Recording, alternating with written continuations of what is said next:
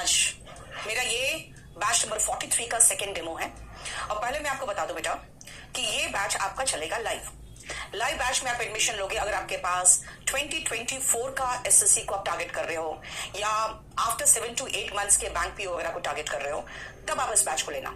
Serious हो तब इस बैच को लेना। आपको कोई भी भारत का एग्जाम देना है जो ऑब्जेक्टिव एग्जाम है, और किसी भी एग्जाम की बात करूं मैं, चाहे वो अग्निवीर से लेकर एसएससी सीजीएल मेंस तक हो, उसमें bank PO, TGT, PGT, DSSB, CDS, NDA सब कुछ आ जाता है। एसएससी के सारे एग्जाम्स, चाहे वो जीडी हो, एमटीएस हो, सीपीओ हो, सीजीएल हो, सीएचएसएल हो, स्टेनोग्राफर हो, हर तरह के एग्जाम में जो भी ऑब्जेक्टिव एग्जाम है उसके लिए बेटा मेरा इंग्लिश खाली लोगे तो आपका मंडे, वेडनेसडे, फ्राइडे क्लास चलेगा 6 से 7:30। अब कि अगर मैं इसके आगे की बात करूं तो आप सबसे पहला चैप्टर जो पढ़ोगे वो टेंस पढ़ते हो सबसे पहला, और उस चैप्टर में जब आप जाते हो तो बेटा आपको सेंटेंस का स्ट्रक्चर आना चाहिए। तो हम सीधा, मैंने आपको सेंटेंस के स्ट्रक्चर की बात की थी। मैंने कहा था sentence is a group of words, शब्दों का वो समूह जिसका अर्थ होता है, that gives a meaning, that gives a real sense, है ना। तो सेंटेंस में हम आते हैं सब्जेक्ट पे और एक वर्ब पे। पहले तो मैं आपको कहूं कि शब्दों का समूह को ज्यादा मत लो, आप सब्जेक्ट और वर्ब को ले लो। जैसे अगर आपको मैं कहूं कि मैं आपको पढ़ाती हूं, और अगर वर्ब की बात करूं तो पढ़ाती हूं। अगर आप कहोगे भाई यहां पे टीचर्स टीच, और मैं कहूंगी भाई आई टीच, तो आप एक चीज देखो, करने वाला जो करता था, करता मतलब करने वाला ये जो करता है बेटा उसको सब्जेक्ट कहते हैं, और ये जो सब्जेक्ट करता है उस करने की क्रिया को हम वर्ब कहते हैं। करने वाला सब्जेक्ट करता है और करता जो है वो उसको हम क्रिया कहते हैं, वर्ब कहते हैं। याद रखना बेटा, जब हम कर्ता की बात करते हैं तो याद रखना हिंदी में इसको हम कहते हैं कर्ता, और इसी को इंग्लिश में कहते हैं सब्जेक्ट। और वर्ब का मतलब होता है वही क्रिया, वही अवस्था की बात हम कर रहे हैं। जो वर्ब आपको मैं कहूंगी अब, ये बेटा आपको याद करना पड़ेगा। कैसे? ध्यान से सुनना। दीपक, अगर फ्लिपकार्ट में ले सकते हो तो सिर्फ डेकोमार्ट से, और किसी से मत लेना। फ्लिपकार्ट में सारे चोर भरे हुए हैं वहां पे, और फ्लिपकार्ट भी इस चोरी को प्रमोट करता है। फ्लिपकार्ट भी इंडिया में बहुत धड़ल्ले से इंडिया में कॉपीराइट का वायलेशन होता है, जिसमें सारे बड़े कंपनी शामिल है इंक्लूडिंग फ्लिपकार्ट। इसीलिए फ्लिपकार्ट पर मैं केस करने जा रही थी, तब तक उन लोगों ने बातचीत शुरू किया, अब वो बातचीत करना फिर बंद कर चुके हैं। तो वो बेसिकली क्या है ना, जितने भी चोर उचक्के हैं वो जो कहते हैं ना रिबॉक नहीं रिबुक ही सही, तो रिबुक भी बेच रहे हैं रिबॉक के नाम पर, तो वैसे ही वो फर्जी किताबें भी बेचते हैं। अगर आप फ्लिपकार्ट पे खरीदोगे तो सिर्फ डेकोमार्ट से खरीदना, ठीक है। आ जाओ, सुनो ध्यान से। अब आप पूछोगे मैम सब्जेक्ट क्या है, मैं कहूँ कि करता, बोलोगे भाई करता क्या है। तो जैसे मैं कहूं अच्छा टीच, पढ़ाना, कौन पढ़ाता है, कौन पढ़ाता है, कौन का जवाब होता है सब्जेक्ट। यानी सब्जेक्ट जब आप पूछोगे तो कहोगे भाई कौन पढ़ाता है, मैं कहूंगी आई टीच, टीचर्स टीच, यानी कि करने वाला जो करता है बेटा सेंटेंस की शुरुआत वहीं से होगी। आप क्लोज टेस्ट बोलो या पैसेज बोलो या कुछ भी बोलो, आधे सेंटेंसेस आपको एक्टिव वॉइस में दिखेंगे। तो मैं आपको बता दूं, जब आप एक्टिव वॉइस की बात करते हो ना, एक्टिव वॉइस, तो एक्टिव वॉइस की शुरुआत ही सब्जेक्ट से होती है, और यही सब्जेक्ट किसी क्रिया को करता है, यानी वर्ब को करता है। देखो एरो दिख रहा है आपको, सब्जेक्ट करता है, किसको करता है, वर्ब को, यानी सब्जेक्ट करता है वर्ब को। मैं करता है नहीं लिख रही हूं, क्योंकि है से तो टेंस पता चल जाएगा, है ना। करता है, करता था, है ना, वो सब। ऑफलाइन गौरव, ऑफलाइन फीस बेटा 40,000 हो गया है, and it is for foundation batch. Regular batch में आओगे आप तो 18 से 22,000 के बीच में वेरिएशन है। चैरिटी बैच में आओगे तो उसमें 12,000 है, ठीक है, उसमें मैं नहीं। चलो ध्यान से सुनना, सब्जेक्ट करता है किसको, वर्ब को। अब आती हूं फिर से वापस बेटा, अगर मैं कहूं टीचर्स टीच, तो आप पूछ सकते हो क्या पढ़ाते हो। अगर मैं कहूं आई टीच, बोलोगे क्या, इंग्लिश। टीचर्स टीच किसको, स्टूडेंट्स। अब ये स्टूडेंट्स, या मैं कहूं आई टीच इंग्लिश, तो एक बात बताओ, अगर मैं कहूं ये सब्जेक्ट कौन है, भाई कौन का ही तो जवाब सब्जेक्ट है। सब्जेक्ट करता है, करता था, करता है, करता होगा, यानी सब्जेक्ट डस या डिड, जो भी लगाना चाहते हो, है ना, क्या वर्ब, वर्ब के बाद आप पूछते हो भाई क्या, क्या पढ़ाते हो, किसको पढ़ाते हो। आपने ये पूछा किसको, मैंने कहा स्टूडेंट्स।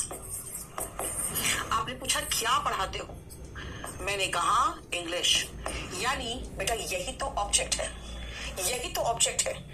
किसको यानी whom एंड व्हाट। whom का मतलब हो गया बेटा किसको, किसको, और what का मतलब हो गया क्या।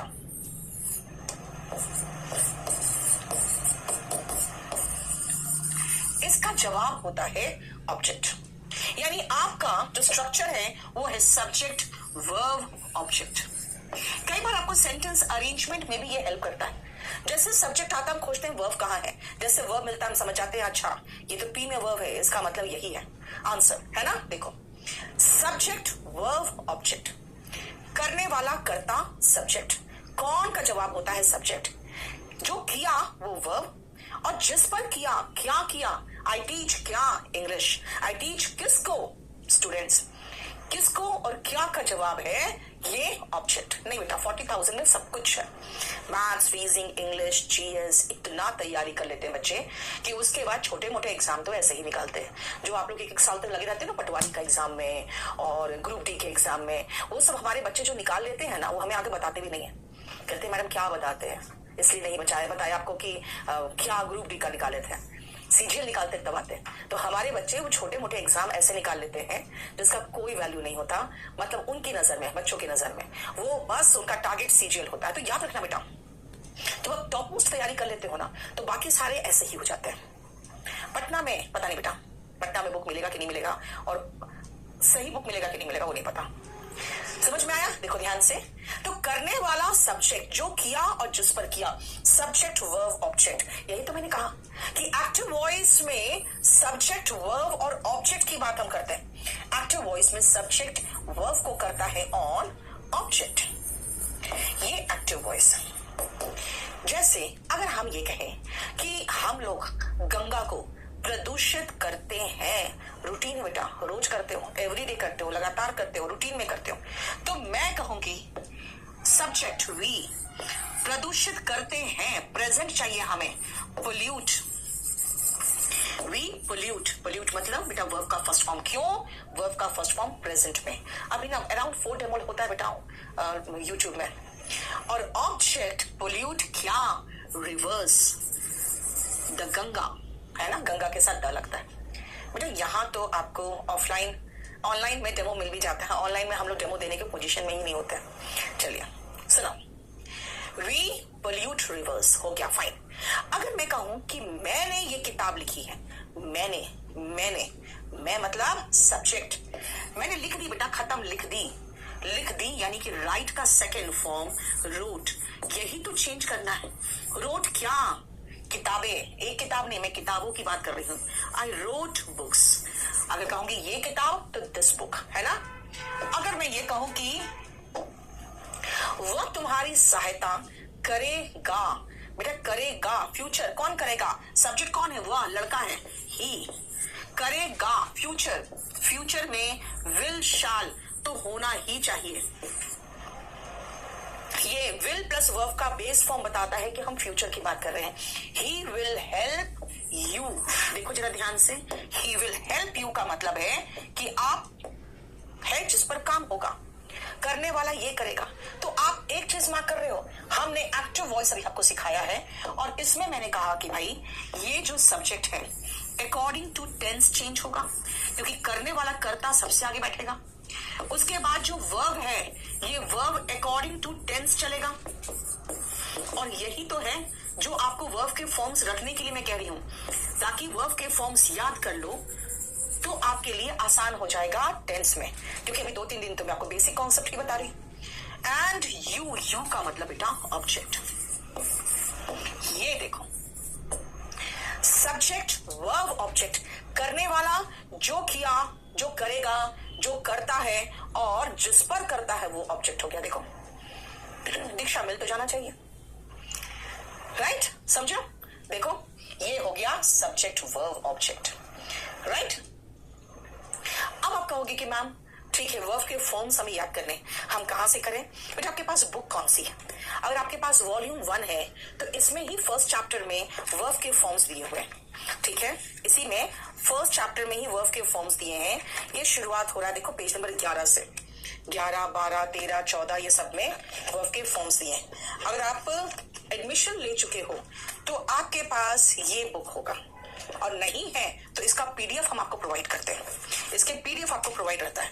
इसमें भी वर्ब चैप्टर में जाओगे तो वर्ब चैप्टर में आपको पहला ही चैप्टर में इस तरह के फॉर्म से, इसके कलर्ड बुक है, इस तरह से फॉर्म्स में दिए हुए हैं सारे पेजेस में। तो यहां से आप शुरुआत करोगे, वर्ब के फॉर्म्स याद करना शुरू करोगे। ठीक है, तो हम लोग आ रहे हैं वापस एक्टिव वॉइस में। बेटा सब्जेक्ट किसी क्रिया को करता है और यही V1, V2, V3, V1 ING वही तो रखने बोल रहे हैं आपको, और जिस पर करता है वो ऑब्जेक्ट होता है। वापस आओ, मैंने आपको ये कहा कि भाई सब्जेक्ट वर्ब को करता है, अब किस पर करता है वही तो क्या कहलाया? ऑब्जेक्ट कहलाया। चलो अब हमारा ये चीज खत्म हो गया। लेकिन आप एक चीज मार्क करो कि मैंने बेटा अभी कमेंट जानते हो बेटा क्या है? अभी ऐप में मैं नहीं पढ़ा रही, तो इसलिए ऐप में अगर आप कमेंट कर रहे होगे ना तो शायद मुझे नहीं दिखेगा, क्योंकि मेरे सामने आज जो खुला हुआ है वो खुला हुआ है यूट्यूब का डेमो चल रहा है। आप टेंशन मत लो, 4 क्लास के बाद सिर्फ आपके ही कमेंट्स दिखेंगे। स्पोकन इंग्लिश कैसे सीखे बेटा? लर्न इंग्लिश इन 60 डेज वाला VOD ले लो, उसमें बहुत बढ़िया से मैंने सिर्फ और सिर्फ स्पोकन इंग्लिश ही कराया, बिल्कुल ट्रांसलेशन से इसका पूरा किया है। ठीक है, सचिन KD लाइव ऐप को डाउनलोड करो, वहां पे डिफरेंट बैचेस है, और आज तो एक नया बैच अनाउंस कर रही हूं मैं, जिसमें सिर्फ वही बच्चे एडमिशन लेंगे जो ऑलरेडी पढ़ चुके हैं, क्योंकि मैं इस बार श्योर शॉट सिलेक्शन के लिए बैच में लेके आ रही हूं Tier 2 वालों के लिए, तो वो आज रात में मैं अनाउंस करूंगी। चलिए ये देख लिया आपने। अब सुनो, ये मैंने कहा कि भाई सब्जेक्ट कौन है? टीचर्स। आप कहोगे मैम टीचर्स कौन है? मैं कहूंगी पता है, जो पढ़ाते हैं ना उसको नाम दिया गया है सब्जेक्ट, पढ़ाने वाले को नाम दिया गया है सब्जेक्ट। और अगर मैं टीचर्स के बदले में अपने को खाली कहती हूँ आई, तो मैं कौन हूं? मैं प्रोनाउन हूं। बेटा यही तो नाउन और प्रोनाउन है। अब आ जाओ जरा ध्यान से सुनना कि अगर मैं नाउन और प्रोनाउन की बात कर रही हूं तो वो कहां आता है। और रिमेंबर, आपको नाउन और प्रोनाउन पहचानना आना चाहिए, क्योंकि आप आ जाती हूं मैं CDS के एग्जाम में। CDS में 10 क्वेश्चन सिर्फ आता है आइडेंटिफाइंग पार्ट्स ऑफ स्पीच से। बोलोगे मैम हम तो SSC में, हमें क्या मतलब है? बेटा आपके लिए भी जरूरी है, क्योंकि जब आप क्लोज टेस्ट करते हो तो कई बार ऐसा होता है कि सब्जेक्ट है, यानी कि करने वाला करता है, और आप पहचान नहीं रहे हो कि भाई यहाँ पे एडवर्ब नहीं, यहाँ पर नाउन आएगा। तो आपको भी ये सारी चीजें जानना जरूरी है। तो हम एक एक करके अब चलते हैं, नाउन क्या है, कहां आता है और ये क्या है। बोलोगे आप तो बता चुके हो पिछले क्लास में कि इसको नेमिंग वर्ड कहते हैं। ओके, मैंने नेमिंग वर्ड तक बताया है, बस और कुछ नहीं बताया है ना।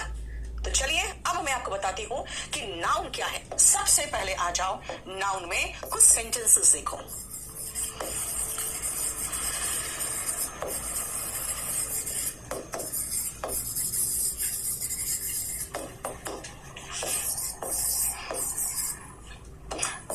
आपको लिखने की जरूरत नहीं है, सब PDF आपको मिल जाएगा। लिखना चाहते हो तो एक एक लाइन छोड़ के लिखना।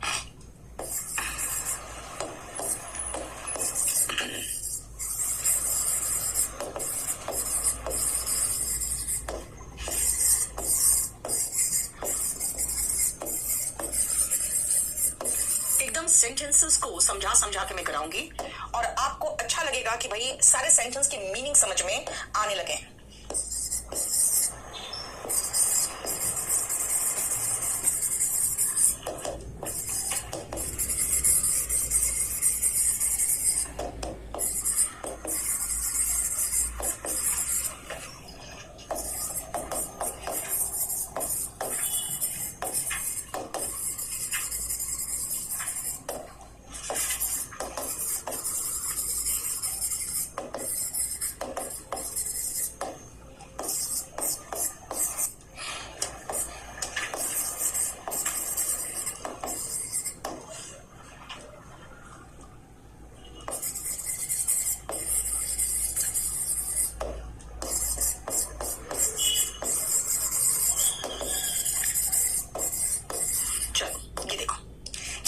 सेंटेंसेस आपको क्लियर कर देगा इंग्लिश क्या है, नाउन क्या है। और बेटा मैं इसीलिए आपको कह रही हूं कि ये सब कुछ इंपॉर्टेंट है, क्योंकि जब मैं टेंस में उतरूंगी ना तो मैं कभी कहूंगी ये देखो नाउन है, ये एडजेक्टिव है, ये देखो वर्ब है ना, यहाँ पे एडवर्ब आएगा, आप कहोगे मैम ये एडवर्ब क्या है, ये एडजेक्टिव क्या है, तो मैं उसको थोड़ा सा बेसिक कॉन्सेप्ट बता दूं तो सारा क्लियर हो जाएगा, है ना। चलिए देखिए ध्यान से, सबसे पहले आ जाओ, टीचर्स टीच स्टूडेंट्स। बेटा ये सब्जेक्ट है, करने वाला कर्ता को हम सब्जेक्ट कहते हैं, ये वर्ब है और स्टूडेंट्स ऑब्जेक्ट है। अब सुनो, और मैंने सबसे पहले आपको क्या कहा था, नाउन क्या है, नेमिंग वर्ड, नाम बताने वाले शब्द को नाउन कहते हैं। और अगर मैं कहूं पढ़ाने वाले को नाम दिया गया है टीचर और पढ़ने वाले को नाम दिया गया है स्टूडेंट, तो पढ़ाने वाला टीचर, पढ़ने वाला स्टूडेंट, इसका मतलब नाउन है। तो पहला पॉइंट आ गया, कहां आता है नाउन, सब्जेक्ट और ऑब्जेक्ट के प्लेस पर, है ना, सब्जेक्ट और ऑब्जेक्ट के प्लेस पर नाउन आता है। दिस मीन्स सबसे पहला पॉइंट मैं यही लिख दूं कि नाउन तो नेमिंग वर्ड है, आता कहां है, comes in place of subject and object.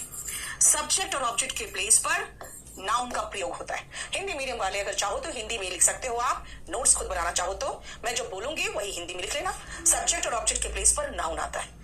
लेकिन मैं आपको एक चीज समझाऊं, आप इस पीडीएफ को देखो, मेरी बात सुनो और लिखो मत ज्यादा, पहले आप अंडरस्टैंडिंग पावर बढ़ाओ। मैं चाहती हूं आप इंग्लिश को इंग्लिश में समझो, धीरे धीरे हो जाएगा। मैं आपको छोटी सी कहानी सुनाती हूँ। हमारा एक स्टूडेंट गया था जापानीज सीखने के लिए, तो उसने मुझे कहा कि मैम, मैंने अपने टीचर को बार बार एक ही चीज कहा कि आप जापानीज सिखा रहे हो तो उसको कोई तो भाषा से रिलेट करो ताकि हमें समझ में आए। आप एक काम करो, आप इंग्लिश में ही एक्सप्लेन कर दो, जो भी समझाते हो उसको इंग्लिश में एक्सप्लेन कर दो। उन्होंने सीधा मना कर दिया, और इसका कहना था कि मैम वो ऐसा कोई कोचिंग सेंटर तो था नहीं जहां पे मैं जाके सीधा अपने बातें रखता और जबरदस्ती करता, वो तो एक एम्बेसी का क्लास चल रहा था, तो मैंने जाके ज्वाइन किया था। तो टीचर ने सीधा मना कर दिया, उसे कहा बहुत इरिटेशन होता था, कुछ समझ में आता नहीं था, और वो सब कुछ बताती थी और सब कुछ एक्सप्लेन करती थी, बहुत अच्छा पिक्टोरियल रिप्रेजेंटेशन से साथ एक्सप्लेन करती थी, लेकिन हिंदी इंग्लिश कुछ भी यूज नहीं करती थी। तो इसने कहा कि मैम कुछ दिन तक मुझे बहुत इरिटेशन हुआ, लेकिन बाद में समझ में आ गया कि बुक को, वो अपनी भाषा में बताया कि बुक को जापानीज में ये कहते हैं, उसके बाद खोलने को जापानीज में ये कहते हैं, कॉपी को जापानीज में ये कहते हैं। तो उसने कहा कि मैम बाद में क्या हुआ ना कि हम लोग वो वर्ड पकड़ने लगे, अच्छा बुक बोल का जो जापानीज वर्ड है उसने जैसे बोला तो बुक निकालते थे, फिर वो जैसे कॉपी तो हम समझ गए थे ये वर्ड का मतलब कॉपी होता है, जैसे वो बोलती थी वैसे हम वो निकालते थे, तो बस खाली वो वर्ड पकड़ने लगे। फिर धीरे धीरे महसूस होने लगा, अच्छा ये कह रही है कि अपनी कॉपी निकालो, अपनी बुक निकालो, और फिर बोला उसने धीरे धीरे मैम जो वो बोलती थी धीरे धीरे समझ में आने लगा। और हमें लगता है उन्होंने उसको जो इंग्लिश या हिंदी में हमें एक्सप्लेन नहीं किया, ज्यादा अच्छा हुआ, क्योंकि उसके बाद हम ज्यादा अटेंशन के साथ सुनते थे, क्योंकि हमें वो वर्ड पकड़ना पड़ता था कि क्या बोलना चाहती हो। इंग्लिश भी यही चीज है बेटा।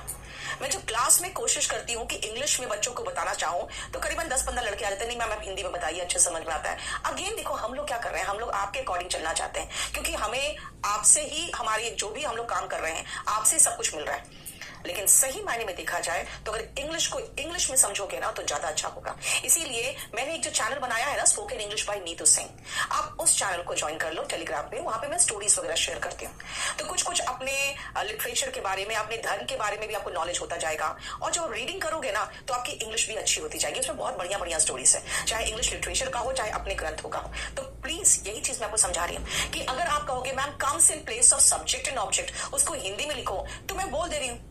लेकिन अगर आप कहोगे मैम हिंदी में भी लिखो, मैं कहूंगी बेटा कितना लिखूं, इसमें सारा ये बाइलिंगुअल है, हिंदी इंग्लिश दोनों है। अगर इसका पीडीएफ भी जब मैं आपको देती हूँ चैप्टर वाइज तो वो भी हिंदी इंग्लिश मिल ही जाता है, इसीलिए मैं सब कुछ हिंदी इंग्लिश में लिखने की जरूरत नहीं है ना।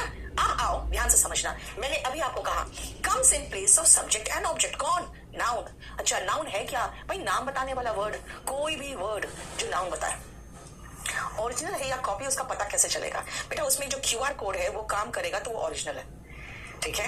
आप जब उसको छुओगे तो महसूस होगा पेपर्स अच्छे हैं, उसके जो पेपर है वो अच्छे हैं, पेपर में एकदम व्हाइट आपको दिखेगा, पेपर थोड़ा अच्छा प्रिंट दिखेगा, है ना, तो समझ जाना केडी कैंपस का। चलिए आजा। अब सब्जेक्ट के प्लेस पर नाउन आया बेटा, लेकिन अगर मैं कहूं आई, तो आई मैंने अपने नाम के बदले में लिखा है, यानी सब्जेक्ट के प्लेस में और ऑब्जेक्ट के प्लेस में कौन आता है, comes in place of subject and object, कौन बेटा, नाउन एंड प्रोनाउन। भाई क्यों प्रोनाउन कहां से आ गया यार, इसीलिए आ गया प्रोनाउन क्योंकि जहां पर नाउन आता वहां पे प्रोनाउन आ सकता है। अभी कहा था ना पिछले क्लास में, pronoun comes in place of noun, तो वही तो है, देखो राइट।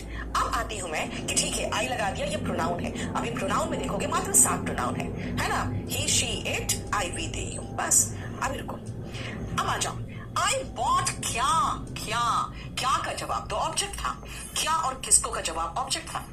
अब ऑब्जेक्ट के प्लेस पे ये क्या है, बोलोगे नाउन है। क्यों? क्योंकि जो भी ऐसी चीज है इसको नाम दिया गया है किताब, इंग्लिश में कहा गया है बुक, है ना, तो बुक क्या है, नाउन है। नाउन के पहले आर्टिकल ए आ रहा है यार, इसको हम आर्टिकल कहते हैं। अब नेक्स्ट पॉइंट ध्यान से सुनना, नेक्स्ट पॉइंट ध्यान से बेटा, आर्टिकल के बाद नाउन आता है। अगर आर्टिकल आया तो उसके बाद नाउन होगा ही होगा। Article is followed by a noun, article is followed by a noun. And what is article? बेटा आर्टिकल में आप ए पढ़ोगे, एन पढ़ोगे, और एक और आर्टिकल होता है डेफिनेट आर्टिकल द। आर्टिकल 2 प्रकार के हैं, ए एन पहले में, द दूसरे में, ठीक है। Sparrow studio, only 4 demo classes are conducted on YouTube. After that it will shift to app. Okay? चलो next आओ वापस। I am fond of music. Of बेटा preposition है। preposition के बाद म्यूजिक क्या है? म्यूजिक भाई जिसको बजाते हैं, जो सुनने में अच्छा लगता है कान को, उसका नाम है music. I understand, I like, I love, क्या ऑब्जेक्ट के रूप में म्यूजिक। तो मैंने यहां कहा I am fond of music. Preposition के बाद क्या आता है? प्रेपोजिशन के बाद भी नाउन आता है, लेकिन याद रखना आप प्रेपोजिशन इज फॉलोड, प्रेपोजिशन के बाद क्या आता है? बाय नाउन, प्रोनाउन, और तीसरा एक और लिखना जेरेंड। अब ये जेरेंड क्या है बाद में बताऊंगी मैं, पहले मैंने क्या कहा? प्रेपोजिशन है, ओके। प्रेपोजिशन के बाद क्या आएगा? नाउन। नाउन नहीं हुआ तो कोई बात नहीं, नाउन की जगह पे प्रोनाउन भी तो आता है, लेकिन बेटा आर्टिकल के बाद प्रोनाउन नहीं आता, हर जगह नहीं होता। हर जगह पे मेरी जगह, अगर मान लो मैं कहूंगी अच्छा ठीक है मेरी जगह पे मेरा स्टाफ आ जाएगा, तो क्या वो हर जगह मुझे रिप्रेजेंट कर लेगा? नहीं ना, तो वही तो, कुछ जगह प्रोनाउन नहीं जा सकता, जैसे आर्टिकल के बाद प्रोनाउन नहीं आता, सिर्फ नाउन आता। लेकिन प्रेपोजिशन कहता है भाई नाउन नहीं है तो कोई बात नहीं, प्रोनाउन लगा दो। नाउन और प्रोनाउन दोनों नहीं है तो जेरेंड है, उसी को डाल दो। जेरेंड क्या है? तो वो जेरेंड वर्ब का आईएनजी फॉर्म होता है, बाद में बताएंगे। चलो वापस देखो, अब अगर मैं कहूं कि भाई यहां पे वर्ब कहां है, बेटा ये वर्ब है। ड्रिंकिंग, लो जेरेंड का नाम लिए, जेरेंड आ गया, ये है जेरेंड। आप कहोगे मैम अभी तो आपने कहा था भाई ये सब्जेक्ट है, जिसके बारे में बात हो रही है, जिसके लिए सब वर्ब आ रहा है वो तो सब्जेक्ट है। कोई बात नहीं, मैं कहां मना कर रही हूं सब्जेक्ट नहीं है। बेटा सब्जेक्ट के प्लेस पर नाउन आया था, सब्जेक्ट के ही प्लेस पर प्रोनाउन आया था, तो सब्जेक्ट के ही प्लेस पर जेरेंड आएगा। यस आ गया। तो व्हाट इज जेरेंड? बेटा gerund is V1 ING। Okay, होता क्या है? V1 ING तो है, होता क्या है? ये नाउन होता है, वर्क्स एज नाउन। ये होता तो है नाउन का काम करने वाला, लेकिन वर्ब का ING फॉर्म है। काम क्या करता है? नाउन का। फॉर्म क्या है? V1 ING, वर्ब का ING फॉर्म। ओके, फिर काम किस चीज का करता है? बेटा नाउन का काम करता है। V1 ING जो नाउन का काम करता है, तो फिर नाउन है तो कहां कहां आ सकता है? लगा लो सब्जेक्ट के प्लेस पे, ऑब्जेक्ट के प्लेस पर। I prohibit smoking, subject verb object, smoking object के प्लेस पे आ गया। यहां मैं कह रही हूं कि शराब पीना, ड्रिंकिंग, स्मोकिंग नहीं ड्रिंकिंग, हेल्थ के लिए, आपकी सेहत के लिए नुकसानदेह है, तो सब्जेक्ट के प्लेस पे जेरेंड लगा दिया। जेरेंड क्या है? ऑफ कोर्स अगर सब्जेक्ट के प्लेस पर आया है तो नाउन या प्रोनाउन होगा। आप कहोगे मैम प्रोनाउन कैसे हो गया? प्रोनाउन तो आपको खाली कहा आपने he, she, it, I, we, they, you, बस। तो बाकी तो बच गया क्या? तो बाकी तो बच गया नाउन, राइट? अरे बाबा फिर से बारिश शुरू हो गई क्या? ये लो, दिल्ली में बारिश रुकी नहीं रही है क्या? अभी 2-3 दिन से बारिश नहीं हो रही थी, मुझे लगा भाई सब पानी सब खत्म, अभी फिर से बारिश शुरू हुई है, देखा तो। चलो आजा सुनो। ड्रिंकिंग इज इंजूरियस, बेटा ड्रिंकिंग जेरेंड है, जेरेंड के बाद ये वर्ब आया है ना, इसका मतलब ये नाउन के प्लेस पर है। नेक्स्ट आओ, टू अर्न इज ह्यूमन, भाई ये फिर से वर्ब था, ये फिर से सब्जेक्ट था, सब्जेक्ट के प्लेस पे नाउन लगाना था, प्रोनाउन लगाना था, ये क्या लगाया, टू प्लस अर क्या होता है बेटा, इसका मतलब है गलती करना इंसानी फितरत है, ह्यूमन है, इंसानी है। माफ करना, टू फॉरगिव, डिवाइन है, ईश्वर तुल्य है। गलती करना इंसानी फितरत है, लेकिन अगर आप माफ कर दो भाई, अब तो भगवान हो गए। वरना बाकी लोग क्या करते, जो इंसान होते हैं जान से मार देंगे, काट देंगे, है ना, मर जाए वो, राइट, फीलिंग आती है ना जब काट के अपन निकल जाती तो, है ना, मर जाए वो, क्या है, क्योंकि आप चिड़े रहते हो। नहीं, आप कहोगे जाने तो कोई बात नहीं, राइट, तब तो आप ईश्वर तुल्य हो गए, फिर तो भगवान बन गए। फॉरगिव करना तो डिवाइन होता है। देखो जरा ध्यान से, देखो ध्यान से आप, सबसे पहले मैंने कहा preposition is followed by noun, pronoun और जेरेंड। जेरेंड क्या है, तो मैंने कहा जेरेंड भाई नाउन है। फिर नाउन कहां आता है, फिर वापस चले गए, नाउन कहां आता है, place of subject and object. तो फिर ये क्या है भाई, इसको कहते हैं इन्फिनिटिव।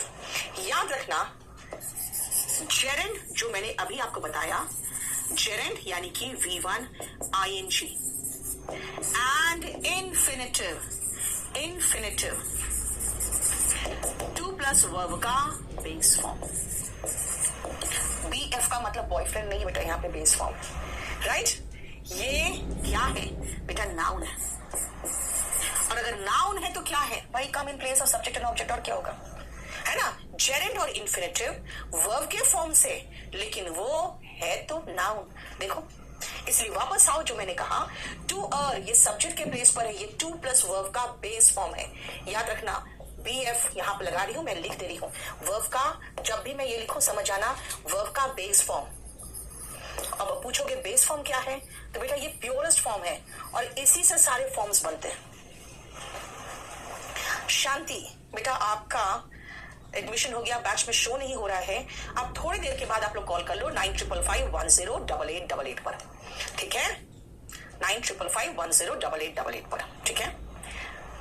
सुनो मेरी बात, आप जो कह रहे हो बेटा, अगर आप ये कह रहे हो कमरुद्दीन बेटा आप कॉल तो कर लो 9555108888 पे, मैंने सारा व्हाट्सएप के सारे मैसेजेस कॉपी पेस्ट मार के भेज दिया था।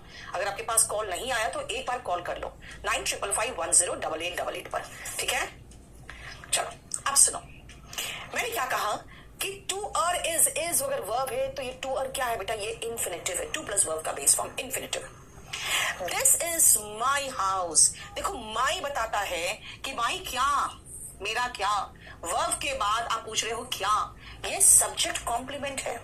अगर मैं कहूं दिस इज, आप कहोगे दिस इज क्या, कंप्लीट नहीं हो रहा। इस सब्जेक्ट को कंप्लीट करने के लिए आपको बोलना पड़ेगा माई हाउस। आप कहोगे मैम हाउस का मतलब नाउन है, क्योंकि कोई मकान है उसको कोई चीज को नाम दिया गया है हाउस, तो नाम मतलब नाउन, ओके फाइन, ये नाउन है। तो फिर ये क्या है बताना, बेस्ट क्या है, जल्दी बताओ तो, जल्दी, बेस्ट क्या है।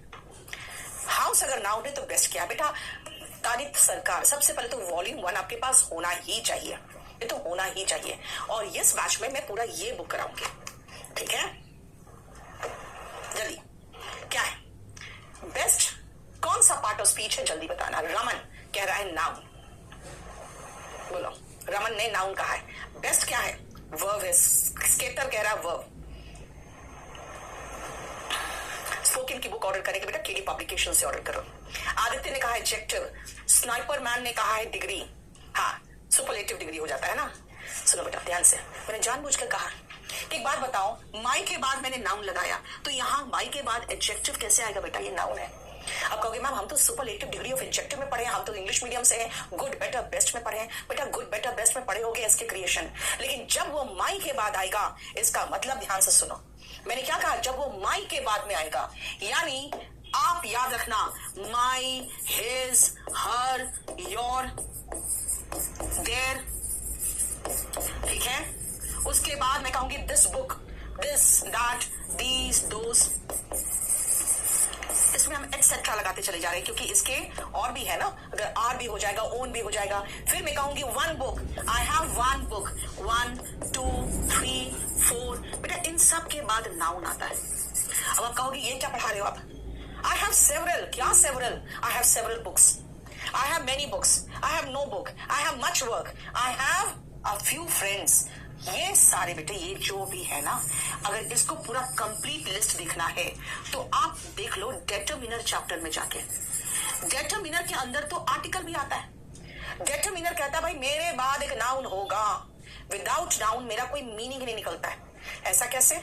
सुनो, ऐसा कैसे, ऐसा कैसे मैं आपको समझाती हूं। सबसे पहले इसी सेंटेंस में देखो, अगर मैं कहूं दिस इज माई, बोलोगे दिस इज माई क्या? ये मेरा क्या? आई हैव मेनी क्या? आई डिड मच क्या? I did much work. Okay, अब समझ में आया। This is my house. अच्छा, अब समझ में आया। आई हैव क्या? I have a pen. Okay, अब समझ में आया। यानी जब आप डिटरमिनर के बाद नाउन लगाते हो ना, तब वो मीनिंगफुल होता है। इसलिए याद रखना, जब भी कोई ऐसा वर्ड दिखाई दे जिसके बाद आपको नाउन की जरूरत महसूस होती है, तो बेटा वो डिटरमिनर कहलाता है।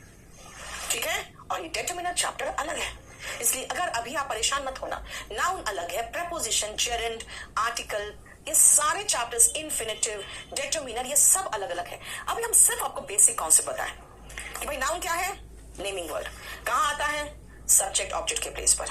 ओके, और कहां आता है? आर्टिकल के बाद और प्रेपोजिशन के बाद। ओके, V1 ING अगर आ गया तो कहां? नाउन के प्लेस पर, तो वो जेरेंड है, नाउन ही है। ओके, 2 प्लस वर्ब का बेस फॉर्म आ गया तो सब्जेक्ट के प्लेस पर। ओके, कोई बात नहीं, वो भी नाउन है, वो इन्फिनिटिव कहलाता है। अच्छा, आई हैव मेनी बुक्स। बुक्स क्या है? नाउन है। तो मेनी क्या है? भाई मेनी डिटरमिनर है। क्यों? क्योंकि आई हैव मेनी से कोई मतलब नहीं निकलता जब तक आप बुक्स नहीं लगाते हो। तो मेनी डिटरमिनर इसीलिए है क्योंकि इसके बाद नाउन आना चाहिए। बस यही है। समझ में आ गया नाउन का बेसिक कॉन्सेप्ट? अगर आप कहोगे मैम ये तो बहुत छोटा सा कॉन्सेप्ट है, बेटा बहुत बड़ा चैप्टर है नाउन, बहुत बड़ा, बात नहीं करेंगे। ठीक है? और ये अभी मैं आपको बेसिक कॉन्सेप्ट बता रही हूं। समझ में आया? ये आपका नाउन का बेसिक कॉन्सेप्ट। अब चले हम आगे। बोलो समझ में आया? पहले यस बोलो, फिर आगे बढ़ेंगे, क्योंकि मैं आज आपको सिर्फ बेसिक चीजें करा रही हूँ। बेसिक चीजें, थोड़ा थोड़ा, ज्यादा नहीं। सब कोई ध्यान से सुनो यहाँ जो समझा रही है, आपस में बातचीत बिल्कुल नहीं। ठीक है? गेमिंग बेटा 2500 है आपके बैच का रेट। अब देख लो कौन सा बैच ले रहे हो, उसके अकॉर्डिंग अलग अलग का अलग अलग है। चलो, अब आती हूँ नेक्स्ट, प्रोनाउन। प्रोनाउन का डेफिनेशन क्या लिखाया था आपको? मैंने कहा था प्रोनाउन रिप्लेसेस नाउन। नाउन को रिप्लेस करता है, रिप्लेसेस नाउन। नाउन को ये रिप्लेस करता है ना? कुछ नहीं लिखना है आपको। क्यों नहीं लिखना है? क्योंकि ये भी मैं आपको प्रोवाइड करूंगी। और बताओ आपको क्या दूंगी मैं? बेटा एक चीज आपको बताते हैं, मैं बहुत मेहनत से नोट्स बनाती हूँ, बहुत मेहनत से। ठीक है? देखो जरा ध्यान से, आपको ये बेसिक्स का पूरा PDF मिलेगा। क्या क्या मैं पढ़ाऊंगी, कौन कौन से चैप्टर से, वो सारा। ठीक है? और डाल चुके हैं, देखो capital letter, small letter. Capital letter कहाँ यूज होता है, पिछली क्लास में बताया था मैंने। आज मैं आपको एक्टिव वॉइस, मैंने बेसिक कॉन्सेप्ट बताया एक्टिव वॉइस का। देखो यही एक्टिव वॉइस पूरा है। ठीक है? अभी पैसिव वॉइस नहीं बताया, इसलिए ये वाला स्ट्रक्चर नहीं बताया आपको। पार्ट्स ऑफ स्पीच का बेसिक कॉन्सेप्ट उस दिन बताया था आपको, और आज मैं आपको नाउन का बेसिक कॉन्सेप्ट दे रही। तो नहीं करना, कुछ नहीं लिखना है। PDF डेस्कटॉप पे नहीं आया है, देख लो जरा ध्यान से उसका क्या है। मनी मैटर बेटा, हम स्पोकन का अब मैं कोई न्यू बैच नहीं ला रही हूँ। अब उसी बैच को इंप्रूव करते रहते हैं, जो बैच चल रहा है ना, जो आपका लर्न इंग्लिश में 60 डेज, उसी को इंप्रूव करते हैं। उसमें एक और चैप्टर डालूंगी मैं। ठीक है? सुनो ध्यान से। अब मैंने कहा प्रोनाउन, अभी मैंने कहा था आपको आई टीच इंग्लिश। अगर मैं कहूं आई टीच उस लड़के को, तो हेम लगा रही हूं। बेटा ये था सब्जेक्ट, टीच वर्ब था, और ये था ऑब्जेक्ट। याद रखना, वर्ब के पहले जो आता है ना, यानी सब्जेक्ट के प्लेस पर, उसको हम कहते हैं नॉमिनेटिव केस। केस वर्ड इसलिए लगाया हुआ है क्योंकि नॉमिनेटिव नाउन भी होता है ना, इसीलिए। क्लियर? क्योंकि कुछ लोग कहते हैं मैम नाउन में आपने केस नहीं पढ़ाया। बेटा केस नाउन में इंपॉर्टेंट नहीं है, केस प्रोनाउन में इंपॉर्टेंट है। देखो, क्योंकि ये सब्जेक्ट और ऑब्जेक्ट के प्लेस पर अलग अलग हो जाता है। अब आओ वर्ब के बाद, मैंने कहा वर्ब के पहले नॉमिनेटिव केस होता है, वर्ब के बाद ऑब्जेक्ट के प्लेस पर बेटा ऑब्जेक्टिव केस होता है।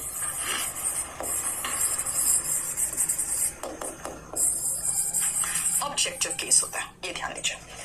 प्रोनाउन रिप्लेस करता है नाउन को, और नाउन के प्लेस पर कौन कौन आएगा? Subject and object. Okay, noun के प्लेस पर प्रोनाउन आता है तो वो कहां कहां आ सकता है? ऑफ कोर्स जहां जहां नाउन आ सकता है सब्जेक्ट और ऑब्जेक्ट के प्लेस पर। नॉमिनेटिव केस, नॉमिनेटिव केस क्या है? देखो तो जरा ध्यान से, he, she, it, I, we, they and you, ये है सब्जेक्ट के प्लेस पे आने वाला। तो फिर यही वर्ब के बाद आएगा तो क्या हो जाएगा बेटा? ही का बन जाएगा हिम, शी का बन जाएगा हर, इट का इट ही रहेगा, आई का मी हो जाएगा, वी का अस हो जाएगा, दे का देम हो जाएगा एंड यू का यू ही रहेगा। यानी इट और यू चेंज नहीं होता, राइट? बेटा पीडीएफ में सारा प्रोवाइड करूंगी आपको ऐप पे, टेंशन काहे लेते हो? देखो, वर्ब के पहले ये नॉमिनेटिव केस है, वर्ब के बाद ये ऑब्जेक्टिव केस है। अब मुझे आप ये दिखाओ कि ही किसके साथ लगाते हैं? बताओ। जितने भी पुरुष हैं उसके साथ ही, जितनी भी महिलाएं हैं उसके साथ शी, है ना?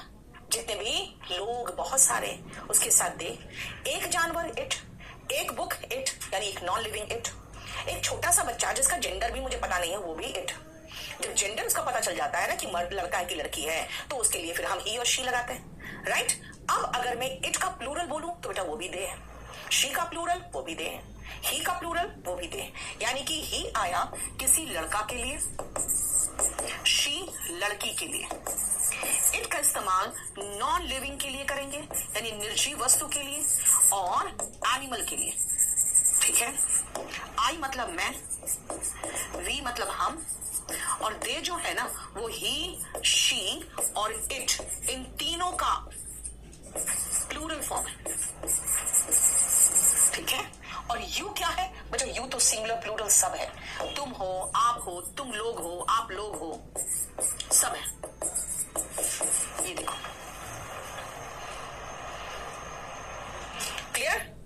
अब सुनो, अगर मैं इसी पर आपसे 2 क्वेश्चन कर लूं तो आप खुद ही फंसोगे कैसे, ध्यान से देखना।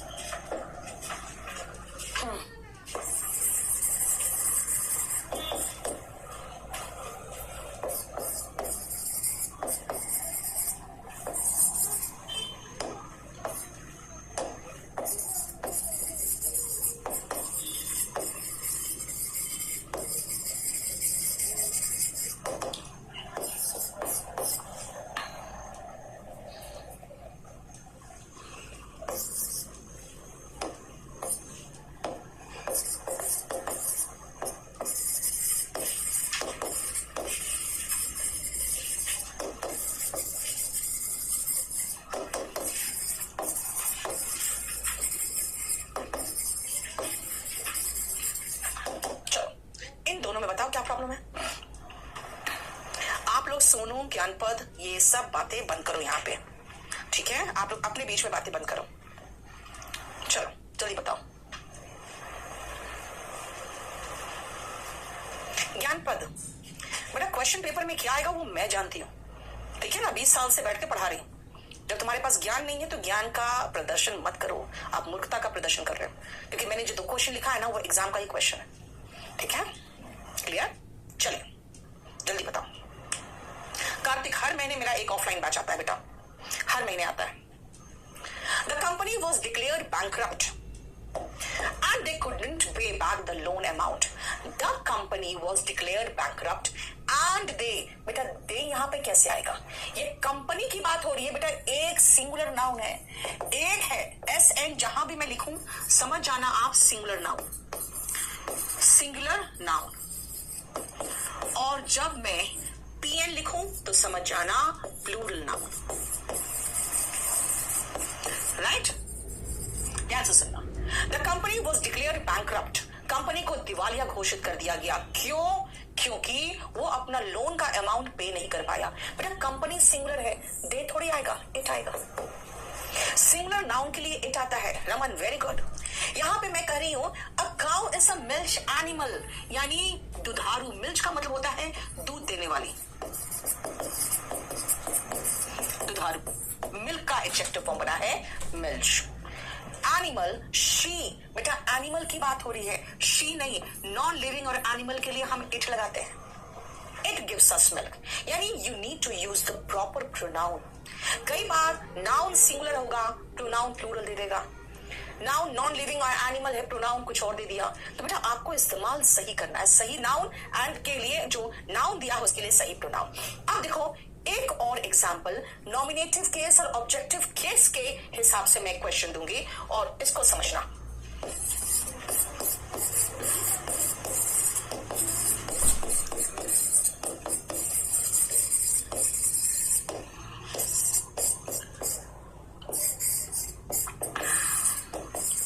बताओ ये दोनों सेंटेंस सही है? ही is better than me and it is me. देखो तो दोनों सेंटेंस सही है। जल्दी से फटाफट, मैं आपको सिर्फ बेसिक कॉन्सेप्ट बता रही हूं, देखो ध्यान से। ही is better than me and it is me.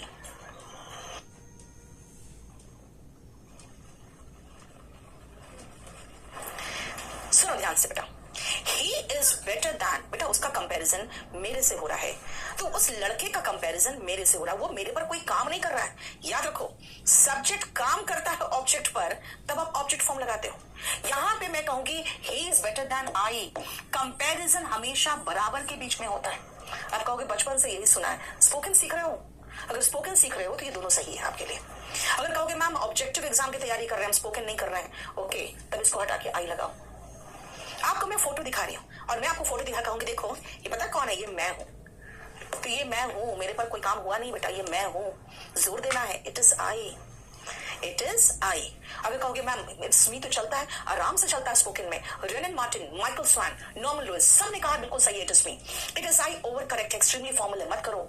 लेकिन हमें कहां पढ़ रहे हैं हम, इंडिया में, और एग्जाम कौन सा देना है हमें? भाई एग्जाम देना है यहाँ के कमीशंस के, चाहे वो पीओ का हो चाहे एसएससी का हो, किसी भी कमीशन का एग्जाम। वो बोलता है इट इज मी, गलत है, क्योंकि इट कोई सब्जेक्ट किसी वर्ब इज को किसी मी पर नहीं किया है। ये मैं हूं ये बोल रही हूं, तो इट इज आई होगा। समझ में आया? यानी ये दोनों स्पोकन के हिसाब से बिल्कुल सही लिखा था। लेकिन जब आप कंपैरिजन कर रहे हो बेटा, तो सब्जेक्ट को सब्जेक्ट से कंपेयर करो। यानी कंपैरिजन बेटा ही का शी से होगा, ही का कंपैरिजन हर से नहीं होगा। इट का कंपैरिजन मी से नहीं होगा, इट का कंपैरिजन आई से होगा, वी का कंपैरिजन ही से होगा, वी का कंपैरिजन हिम से नहीं हो सकता। कंपैरिजन बिटवीन इक्वल्स, बराबर के बीच में कंपैरिजन होता है। जैसे आपके पापा शादी भी कराते हैं बराबर के बीच में, है ना? कहते भाई अपने जात की होनी चाहिए, अपने धर्म की होनी चाहिए, अपने लेवल की होनी चाहिए, बहुत पैसे वाली मत ले आना, नहीं तो नखरे दिखाएगी। यानी वो कंपैरिजन करते हैं बिटवीन इक्वल्स। तो इसी को तो कहते हैं पैरेललिज्म। एक चैप्टर है पैरेललिज्म, वो हम बाद में करेंगे। पैरेललिज्म भी याद रखना एक चैप्टर है। तो ये जो मैं आपको समझा रही हूं, मैं ये कह रही हूं बेटा प्रोनाउन किसके लिए क्या आता है? He, she, it, I, we, they, you. देख लिया आपने किसके लिए आता है? सब्जेक्ट के पहले तो इनका प्रयोग होता है, सब्जेक्ट के वर्ब के बाद, वर्ब के पहले तो सब्जेक्ट के प्लेस पे he, she, it, I, we, they, you. और अगर वर्ब के बाद का इस्तेमाल करोगे तो him, her, it, me, us, them और यू होगा। लेकिन हर जगह पे ये चक्कर मत चलाना कि भाई देखो मैम आपने कहा था वर्ब के बाद तो मी लगा दिया, ठीक है, ये वर्ब के बाद भी तो मी होना चाहिए। नहीं बेटा, यहाँ पे मैं कह रही हूँ वह मुझसे बेहतर है। कंपैरिजन कर रही हूँ तो सब्जेक्ट का कंपैरिजन सब्जेक्ट से करूंगी। और ये मैं हूं बेटा, मैं कोई ऑब्जेक्ट थोड़ी हूं। ठीक है? प्रोनाउन एंड नाउन का बेसिक कॉन्सेप्ट मैंने आपको बताया। याद रखना ये सब चीजें आपको बिल्कुल हाथ का लिखा हुआ भी पूरा कंप्लीट मिल जाएगा। लेकिन अगर आप कहोगे कि भाई अगर कि कैसे करना है तैयारी, तो बेटा मैं आपको तैयारी के लिए एक चीज बता दूं आपको। तैयारी करना है आपको तो प्रॉपर तरीके से कोई बैच ले लो और उसके बाद आपको फिर इधर उधर घूमना नहीं पड़ेगा। अगर आप कहोगे कि नहीं भाई हमारे पास पैसे नहीं है, तो आपको हमारे इसी चैनल पे इंग्लिश बाय नीतू मैम में गोल्डन रूल्स में मैंने बहुत कुछ बेसिक चीजें करा दी। अगर आप कहोगे मुझे कुछ नहीं आता, एकदम गोल हूं, तो बेटा लर्न इंग्लिश इन 60 डेज वाला कर लेना, बैच ले लेना। पहले मैंने आपको नाउन का डेफिनेशन बताया, नाउन कहाँ आता है, फिर मैंने प्रोनाउन का डेफिनेशन बताया आपको, राइट? ये क्लास आपका बेटा चलेगा कब चलता है? Tuesday, Thursday, Saturday. इसमें मंडे, वेडनेसडे, फ्राइडे लिखा हुआ आ रहा है क्या? देख लो एक बार बेटा। मंडे आज कौन सा दिन, आज ट्यूसडे है ना, ट्यूसडे थर्सडे सैटरडे होगा बेटा। आई एम सो सॉरी अगर आपको मंडे वेडनेसडे फ्राइडे लिखा रहा था तो, ठीक है। चलिए तो हम चलते हैं अब नेक्स्ट पार्ट ऑफ स्पीच में, जो मैंने आपको कहा था कि हम पहले बेसिक कॉन्सेप्ट इसका खत्म कर ले, है ना। तो तीसरा पार्ट ऑफ स्पीच जो हमारा है वो है एडजेक्टिव। और एडजेक्टिव का एक शॉर्ट डेफिनेशन मैंने आपको बता दिया था कि ये क्वालिफाई करता है, क्वालिफाइज। फिर मैंने कहा था N for noun and P for pronoun है, नाउन और प्रोनाउन को क्वालिफाई करता है। आदित्य अग्रवाल का प्रॉब्लम देख लो, ठीक है। सो नाउन या प्रोनाउन को जो क्वालिफाई करता है, कहोगे क्वालिफाई करने का मतलब बेटा कुछ भी क्वालिफाई करने का मतलब जैसे कि उसके बारे में कुछ भी बताए, संख्या बताते हैं। कश्यप ब्लॉग्स बेटा, मेरा आपका जो 40 नंबर था वो चल रहा है मंडे वेडनेसडे फ्राइडे, और कल पता नहीं इतनी तेज सर में दर्द, एकदम चक्कर सा आ रहा था। और प्रॉब्लम क्या होता है ना, कभी भी क्लास लेना मुझे प्रॉब्लम नहीं लगता है, अगर प्रॉब्लम तबियत खराब होती है तो भी, लेकिन क्लास के बीच में जो क्वेश्चंस आते हैं ना तो उसके बाद जवाब नहीं दे पाते हैं, फिर अजीब सा फीलिंग होता है कि यार वो 100% नहीं दे पा रहे। तो जब 100% नहीं दे पाती है तो छुट्टी कर जाती हूँ। आ जाओ, मैं चाहती हूँ जब मैं पढ़ाऊँ आपको तो बिल्कुल मन से पढ़ाऊँ, क्योंकि कहते हैं ना कि पूजा जैसे मेरे लिए क्या है, पढ़ाना एक पूजा की तरह है। तो पूजा पूरे मन से करो या तो करो ही मत, मेरा यही कहना है। पूजा और मेरे लिए पढ़ाना पूजा के बराबर है, करना है तो पूरे दिल से करना है, तो करना ही नहीं है। आ जाओ, एडजेक्टिव बेटा, एडजेक्टिव मत बोलना, it's adjective. Syllabus of English कहाँ मिलेगा बेटा, सिलेबस नहीं डाल दिया उसमें, डाल दिया आपके ऐप में सिलेबस डल गया है दिव्या, पूरा कंप्लीट जो आपका क्लास नोट्स है ग्रामर में पूरा वो कराएंगे, वोकैबुलरी में बहुत सारे शीट से वो कराएंगे, passage close tense sentence arrangement सब कराएंगे। आओ, adjective, he is a good boy. जरा अब 4-5 सेंटेंसेस देख लो। India is a developing country.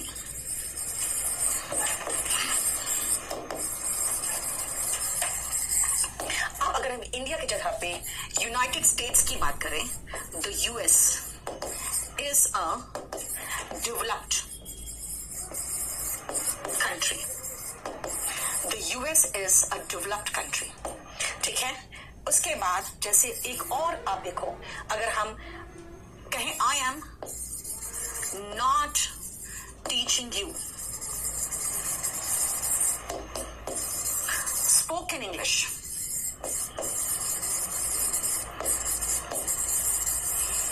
अब 2-3 सेंटेंसेस और दिखा दूं आपको पहले मैं। आई हैव 2 brothers, देखो 2 लिखा मैंने। फिर देखो she has much work,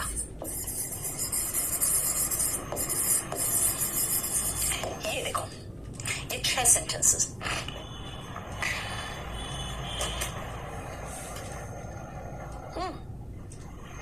देखो 1 से लेकर 6 नंबर सेंटेंस तक देखो। नरेंद्र बेटा वो कैप की बुक का मैं आपको बता दूंगी, रुक जाओ थोड़े दिन रुक जाओ, अभी पहले मैं इसको बेसिक कॉन्सेप्ट खत्म करा लूं, फिर वोकैबुलरी का आपको बताऊंगी कि वो कैप कैसे करना है हम लोग को क्लास में। तो थोड़ा सा रुको।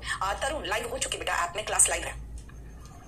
चलो देखो, ही इज अ गुड बॉय बेटा, यहाँ पे ही मतलब प्रोनाउन, जो कि किसी लड़के के लिए आप प्रोनाउन यूज करते हो ही, और बॉय क्या है, नाउन। अगर मैं कहूं देखो इस नाउन की विशेषता बता रहा, आप कहोगे मैम यहाँ तो ही की विशेषता बता रहा है, कोई बात नहीं यार, ये नाउन का देखो या प्रोनाउन का देखो, ये उस लड़के की विशेषता ही तो बता रहा है। इसका मतलब है जो हमने कहा था क्वालिफाइज, नाउन और प्रोनाउन दोनों यहां सही बैठा। कहां आ रहा है जरा ध्यान से देखना। जनरली बेटा, जनरली नाउन के पहले आता है और वर्ब के बाद आता है।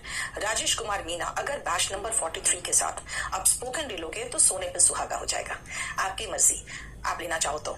मैं आपको स्पोकन का फिर आपको जब थोड़ा आगे पढ़ाऊंगी ना तो मैं आपको बीच में कभी बता दूंगी कि अब मैंने ये करा चुकी हूं, मैं अब ये स्पोकन में ये चैप्टर सब देख सकते हो, तो वो तो खैर बहुत अच्छा हो जाएगा ये, लेकिन आप अपने आप डिसाइड करोगे, क्योंकि मैं नहीं बता सकती हूँ, क्योंकि अच्छा नहीं लगता ना, मैं कहूंगी हाँ मेरा ये भी बैच ले लो वो भी ले लो, कहोगे मैम आप अपना बैच बेच रहे हो, इसलिए मैं नहीं बताऊंगी। लेकिन हाँ ये जरूर कह सकती हूँ, बेटर होगा। आ जाओ, अगर मैं कहूं नाउन या प्रोनाउन की विशेषता बताता है कौन, एडजेक्टिव। संज्ञा या सर्वनाम की विशेषता बताने वाले शब्द को विशेषण कहते हैं, सबको पता है, यही तो है। कहां आता है, सामान्यता बेटा, हमेशा नहीं, सामान्यता। नाउन के पहले, नाउन के पहले या तो वर्ब के बाद। आप कहोगे मैम वर्ब के बाद कहाँ आया, ये तो आर्टिकल के बाद आया। बेटा एक बात बताओ, अगर मैं बॉय हटा दूं, आपको पता है ना आर्टिकल नाउन के साथ आता है। अगर मैं बॉय हटा दूं तो ए भी तो हट जाएगा। ही इज अ गुड तो नहीं बोलोगे, ही इज गुड बोलोगे, राइट? इसीलिए अगर मैं कहूं कहाँ आता है तो ध्यान से देखो इसका सेकेंड पॉइंट। अगर मैं इससे बोलूं कि भाई आप बताओ कहाँ आता है, पहला तो हो गया क्वालिफाई करता है नाउन या प्रोनाउन को। दूसरा कम्स बिफोर नाउन, देखो नाउन के पहले आया, हमेशा नहीं कहूंगी लेकिन before noun, and after verb, verb के बाद आता है। या तो नाउन के पहले या वर्ब के बाद आता है। आशीष, आशीष का स्पेलिंग क्या लिखे हो वर्मा तुम? अकिश वर्मा क्या होता है? अकिश वर्मा, पता नहीं क्या नाम है तुम्हारा। बेटा हमने फ्री क्लासेस बहुत लिए हैं इस चैनल में, ठीक है, आप उसको भी देखो ना, सब कुछ के लिए इंतजाम है। सुनो, कम्स बिफोर नाउन और आफ्टर वर्ब। देखो अब आते हैं कि भाई हम जो आपको एक सेकेंड बेटा, डेवलपिंग कंट्री नहीं है ये, डेवलप्ड कंट्री है। अमेरिका डेवलपिंग कंट्री नहीं है, डेवलप्ड है। अब सुनो ध्यान से, नेक्स्ट मेरी बात सुनना। हमने आपको होमवर्क दिया था वर्ब के फॉर्म्स याद करने को, याद है? होमवर्क दिया है वर्ब के फॉर्म्स, रट्टा मारना शुरू कर दो बेटा। जब टेंस जाएंगे तो आपको प्रॉब्लम हो जाएगा अगर वर्ब के फॉर्म्स याद करके नहीं रखे हो तो। कहोगे मैम वर्ब के फॉर्म्स तो याद कर रहे हैं, लेकिन आप यहाँ पे कंट्री की विशेषता बताने के लिए डेवलपिंग लगा दियो, और डेवलपिंग तो नाउन के पहले है, तब तो वे एडजेक्टिव है। ये चीज तो हो गया डेफिनेट, है ना? कंट्री की विशेषता बताने के लिए आपने डेवलप्ड लगाया हुआ है, ये भी तो एडजेक्टिव है। ये इंग्लिश, कैसी इंग्लिश? आपने यहाँ पे स्पोकन इंग्लिश, भाई स्पीक, स्पोक, स्पोकन। बेटा थर्ड फॉर्म क्या है? स्पोकन है। स्पीक, स्पोक, स्पोकन, है ना? तो थर्ड फॉर्म इस्तेमाल कर रहे हो आप, वर्ब का थर्ड फॉर्म तो वर्ब है, आप ये क्या इस्तेमाल कर रहे हो? हाँ, आप पर डाउट पूछ रहे हैं आज की क्लास। नवजीत बेटा आज हम आपके डाउट्स नहीं देख रहे बेटा, आज हम आपके डाउट्स नहीं देख रहे। आज मेरा आज लास्ट या मुझे लगता है एक और डेमो होगा इसमें, उसके बाद खत्म हो जाएगा। फिर नवजीत मैं सिर्फ डाउट लूंगी ऐप्स पे ही। और दूसरा है 10 दिन के बाद भी क्लास लोगे, खरीदोगे, कोई बात नहीं, आप 10 डेज के बाद भी खरीद सकते हो, लेकिन थोड़ा जल्दी करना, ठीक है? नहीं तो आपको इश्यू होगा, क्योंकि थोड़ा हम आगे बढ़ जाएंगे। अब सुनो ध्यान से बेटा, कहोगे भाई कभी नाउन की विशेषता बताने के लिए अब ऐसे गुड लगा दी, कोई बात नहीं, है ना? लेकिन ये डेवलपिंग और डेवलप्ड क्या है? ध्यान से देखो, आपको डेवलपिंग में ये फीलिंग हो रहा है कि अभी भी विकास कर रहा है, और डेवलप्ड में ये फीलिंग हो रहा है कि विकास कर चुका है ना? यानी याद रखना बेटा, V1 ING फॉर्म हम नाउन के रूप में इस्तेमाल किए थे, तो बताओ तो उसका नाम क्या था? जल्दी से, हम V1 ING जब नाउन के रूप में इस्तेमाल किए थे तो उसका नाम क्या था? जल्दी बताना फटाफट। नाउन के रूप में इस्तेमाल किए थे। MTS का सिलेबस जयप्रकाश बिल्कुल सेम है, एक बैच ले लो। ऑफलाइन क्लास चालू हो चुका है बेटा।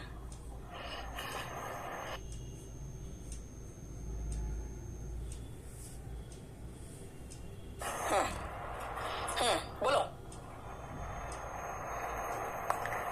Yes Aditya Agarwal, very good, gerund. जो V1 ING नाउन का काम करे तो वो जेरेंट कहलाता है। तो फिर जो वर्ब का काम करे तब तो बोलोगे वर्ब कहलाएगा। तो भाई एडजेक्टिव का काम करे तब कहलाएगा क्या?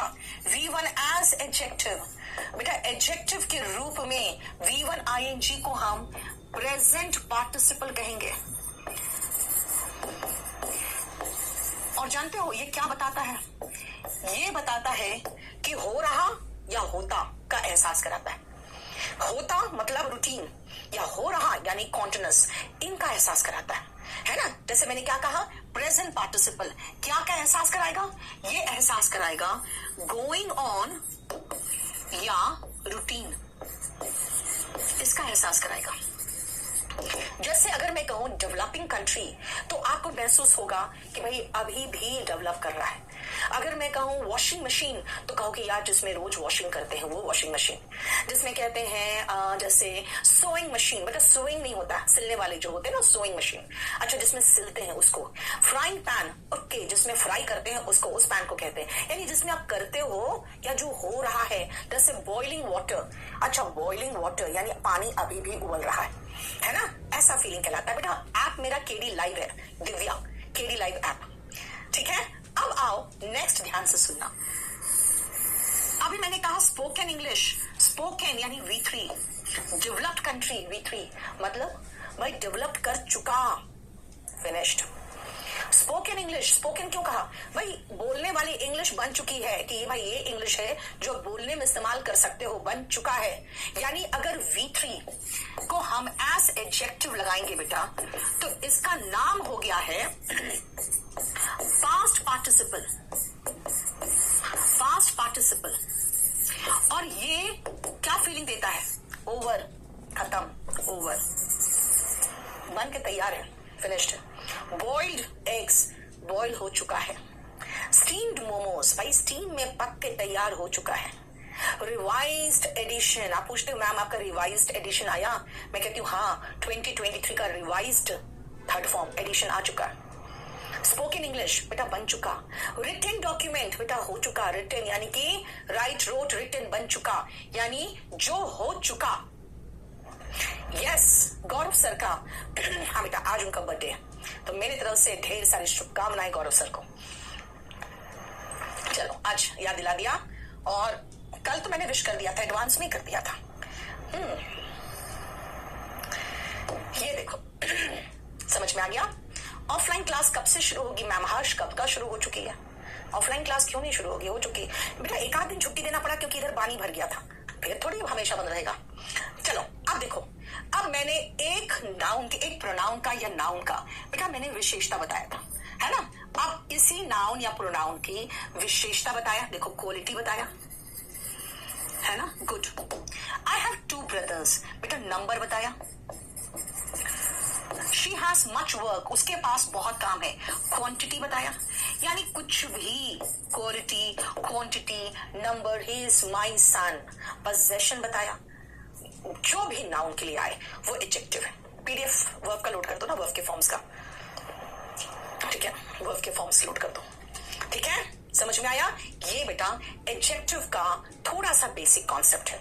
क्या बताया मैंने? किसी नाउन या प्रोनाउन की विशेषता यानी क्वालिटी, मात्रा क्वांटिटी, नंबर यानी संख्या, पोजेशन माई हिज हर, ये सब बताता है कौन? एडजेक्टिव। कहाँ आता है? जनरली, हमेशा नहीं, जनरली, सामान्यता नाउन के पहले नहीं तो वर्ब के बाद आता है। ओके, एडजेक्टिव के प्लेस पर अगर हम वर्ब लगा दे तो, अगर वर्ब लगा दोगे तो सिर्फ 2 फॉर्म्स में लगा सकते हैं। कौन कौन से फॉर्म्स में? V1 ing नहीं तो V3 में। V1 ing क्या है बेटा? इसको कहते हैं प्रेजेंट पार्टिसिपल। ये होता है या हो रहा है का एहसास कराता है ना? और V3 खत्म हो चुका का एहसास कराता है। तो ये 2 वर्ब के फॉर्म से जो आप प्रेजेंट पार्टिसिपल, जो आप एडजेक्टिव के रूप में इस्तेमाल कर सकते हो। अब सुनना फिर से, अब मैं आपको एक और सेंटेंस दे रही हूं, 3 सेंटेंस दूंगी, जरा देखना तो।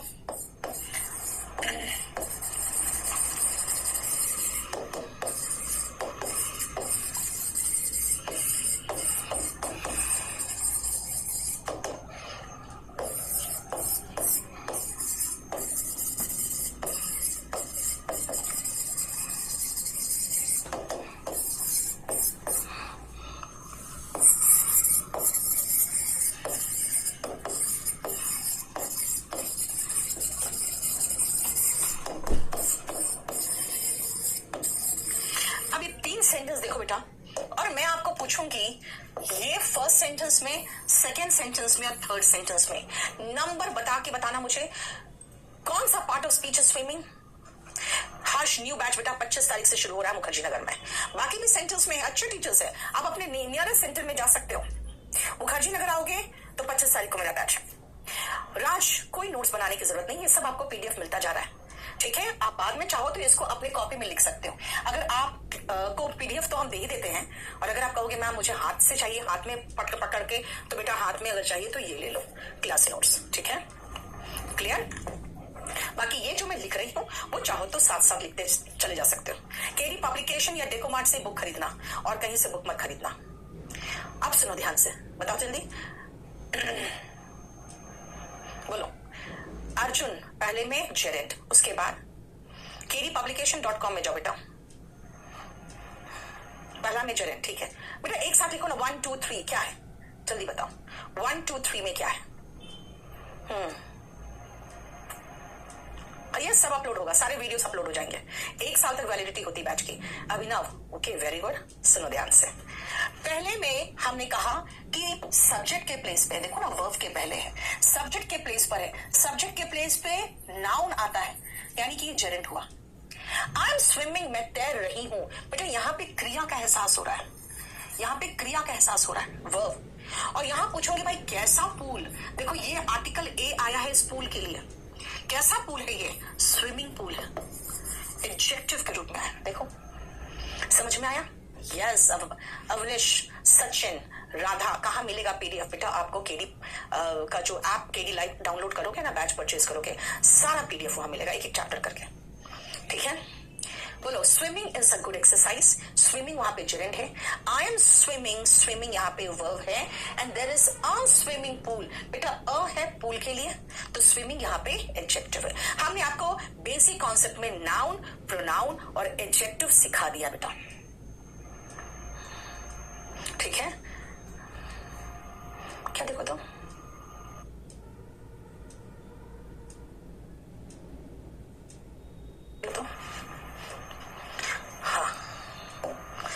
हमने एडजेक्टिव आपको समझा दिया।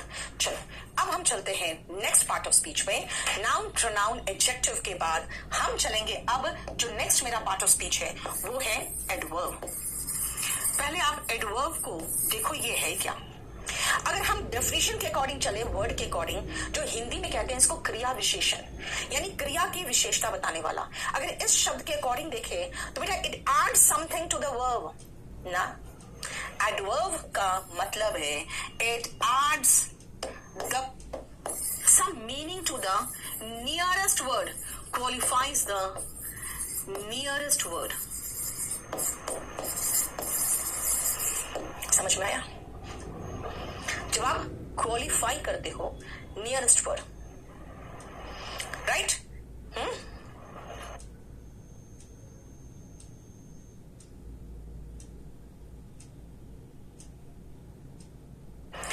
ठीक है, क्वालिफाई करता है ये नियरेस्ट वर्ड को। जैसे ध्यान से सुनना,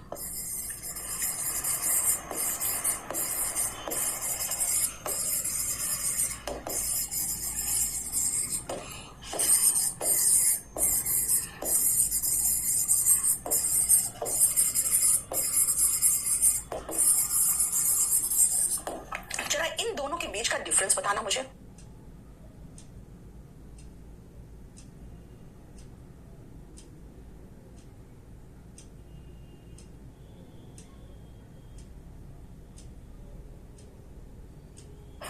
only I saw his dress. देखो जरा ध्यान से बेटा, ओनली आई मतलब सिर्फ मैंने देखा और किसी ने नहीं, सिर्फ मैंने देखा।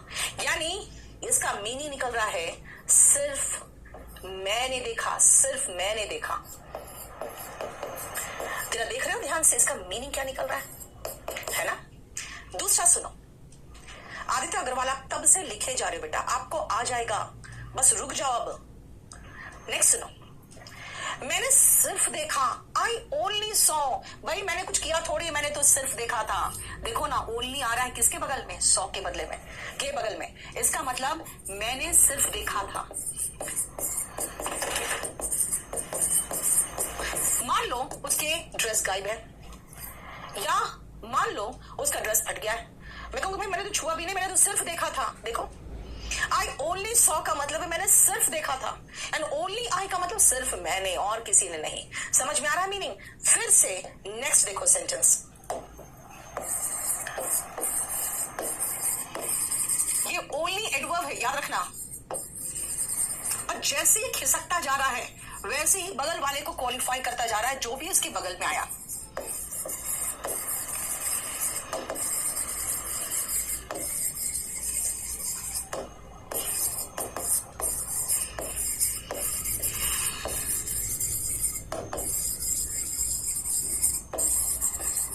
देखो 3 और सेंटेंस।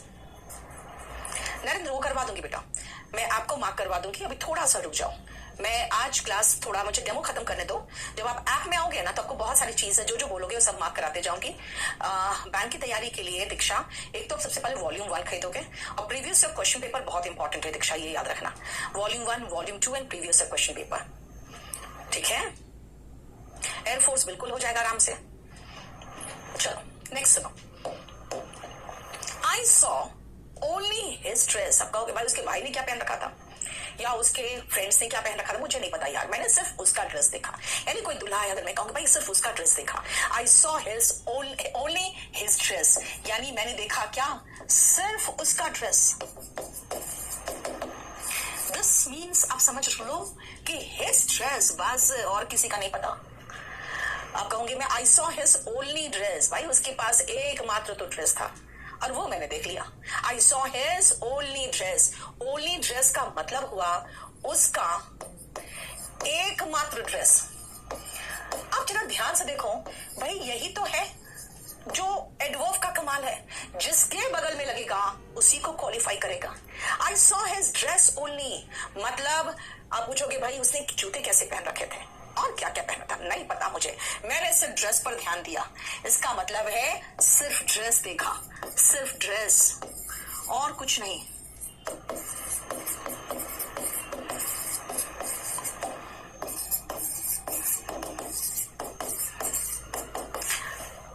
राइट, एडवर्ब जिसके बगल में लगता है बेटा उसी को क्वालिफाई करता है। अब इसी पे 2 क्वेश्चन जो एग्जाम का आया हुआ है, अब उसको ध्यान से देखना।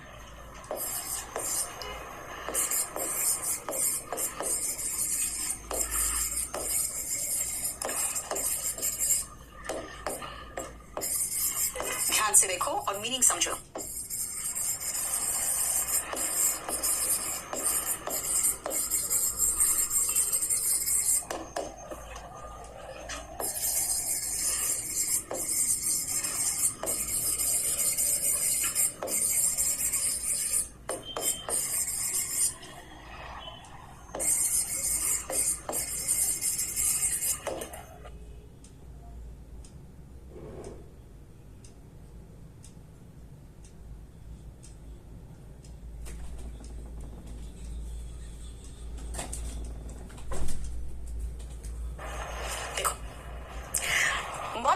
Teresa always asked for a building।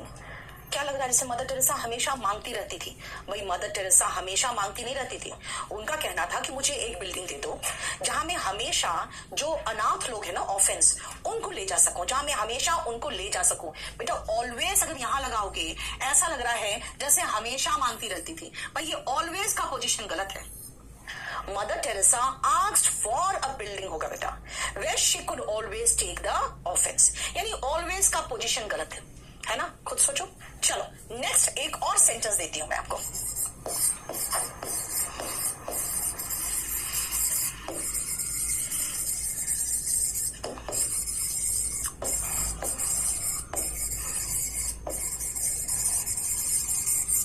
देखो तो जरा 7th नंबर, अब बताओ तो इसमें क्या गलती है?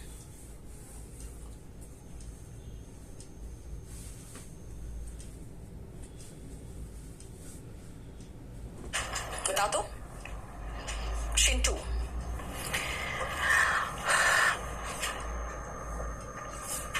जरा देखना शिंटू क्या ऐप में होम पेज नहीं आ रहा है मतलब। ओके वैष्णव अभी कर दे रही हूं, रुको। बताओ तो इसमें क्या? Yes Priyanka Yadav, very good. He married her only for her money. भाई यहां आएगा ओनली फॉर हर मनी। उसने उससे शादी कर ली, क्यों? सिर्फ पैसे के लिए, ओनली फॉर हर मनी। यानी एडवर्ब सही जगह लगाओगे ना तो मीनिंग सही निकलेगा। He married her only for her money. यहां पता क्या मीनिंग निकल रहा है? उसने सिर्फ शादी कर ली उससे पैसे के लिए, सिर्फ शादी कर ली, ओनली का पोजीशन गलत था। आपको समझ में आ रहा है? यानी एडवर्ब सही जगह लगाओ, गलत जगह लगाओगे तो मीनिंग चेंज हो जाएगा। अगर स्पोकन होता ना तो स्पोकन तो बड़ा आसान होता, खाली मैं आपका एम्फसाइज करने का पोजीशन चेंज कर देती। आई सॉ हर ड्रेस, आई सिर्फ मैंने, I saw her dress, saw पर जोर दिया। आई सॉ हर ड्रेस, हर लगाया तो समझ में आ गया कि हर का। I saw her dress, dress पे एम्फसाइज किया तो समझ में आ गया ड्रेस देखा। I saw her dress, I saw her dress, I saw her dress, I saw her dress. यानी स्पोकन में तो मैं ये जोर चेंज करके ही काम चला दे रही हूं, लेकिन बेटा रिटन इंग्लिश अलग चीज है। रिटन में आपको ये जो इंटोनेशन है, ups and downs in your speech, ये तो मौजूद ही नहीं है ना, लिखा हुआ है। तो हमें एडवर्ब हेल्प करता है, ठीक है। विष्णु कुमार रचक, बेटा मैं हर साल 1 नवंबर को अपने शहर गिरिडीह में होती हूँ। मेरे फादर की बरसी होती है उस दिन वहां पे पूजा वगैरह होता है, तो मैं वहीं रहती हूँ हर साल 1 नवंबर को। ठीक है, बैच लेना है मैम कैसे लूं? केडी लाइव ऐप को डाउनलोड करो और बैच परचेज कर लो। अरे यार तुम लोग इतने एडवांस हो आजकल, तुम लोग को नहीं पता बैच कैसे खरीदते हैं? हाँ, अब आर्टिफिशियल इंटेलिजेंस का जमाना आ गया। एआई कौन कौन यूज कर रहे हो आप में से? बोलो, एआई यूज करते हो? कितने लोग यूज कर रहे हो आर्टिफिशियल इंटेलिजेंस? चैट जीपीटी कितने लोग यूज कर रहे हो? हाँ, क्लास नोट्स बुक भी ले सकते हैं बैंक के लिए। यस बेटा, क्लास नोट्स में ग्रामर बहुत डिटेल में एक्सप्लेन करके। ठीक है, if I you he all are used in a sentence then this sequence should be used. बेटा 2 3 1 यू ही एंड आई, और कुछ गलत बताना है तो आई यू एन ही, ये होता है। ये स्पैमिंग मत करो। यस, वेरी गुड, है ना। एआई क्या है? आर्टिफिशियल इंटेलिजेंस बेटा। हाँ, बार्ड का नहीं पता, लेकिन चैट जीपीटी अच्छा है। हाँ चलो, इसलिए मैं कह रही हूँ बेटा आजकल एआई का जमाना है और आप कह रहे हो बैच कैसे परचेज करें? इतनी छोटी बात। भाई प्ले स्टोर में जाओ, केडी लाइव ऐप को डाउनलोड करो, बैच परचेज कर लो, है ना। चलो, हम लोगों ने क्या कर लिया? नाउन, प्रोनाउन, एडजेक्टिव और एडवर्ब। बेटा ये 4 चीजें बहुत अच्छे से डिटेल में देख लिया। अब मैं आती हूँ नेक्स्ट और आती हूँ वर्ब पे। आपको वर्ब याद करने के लिए मैं बार बार बोल रही हूँ, है ना। वर्ब याद करने बार बार कह रही हूँ नहीं। चलो अब मैं वर्ब पे आ जाती हूँ।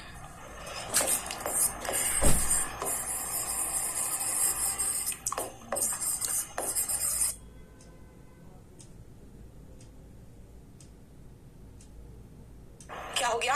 बैकग्राउंड कलर चेंज कर दो। ओके, एक सेकेंड बेटा, एक सेकेंड, मैं बैकग्राउंड कलर चेंज कर देती हूँ। आप लोग को प्रॉब्लम हो रहा है ना? चलो अब तो सही है, देखो तो।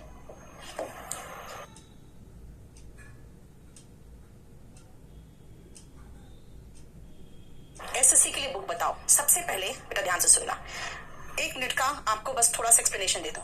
बेटा शुरुआत इससे करना, ये वॉल्यूम 1 है। ठीक है, जिनकी इंग्लिश बहुत गंदी है, एकदम नहीं आता, बेटा वो स्पोकन की बुक से शुरू करोगे। और स्पोकन का मैं बीच बीच में आपको बताती रहूंगी आपको कौन सा चैप्टर पढ़ना है, अगर आप स्पोकन ले रहे हो तो।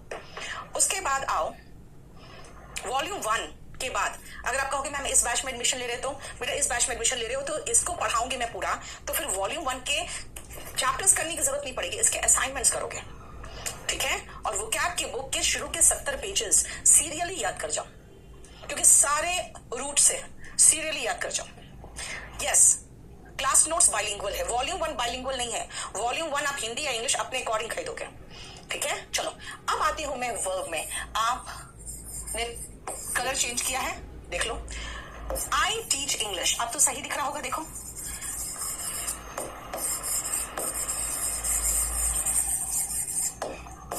आई सॉ हिम,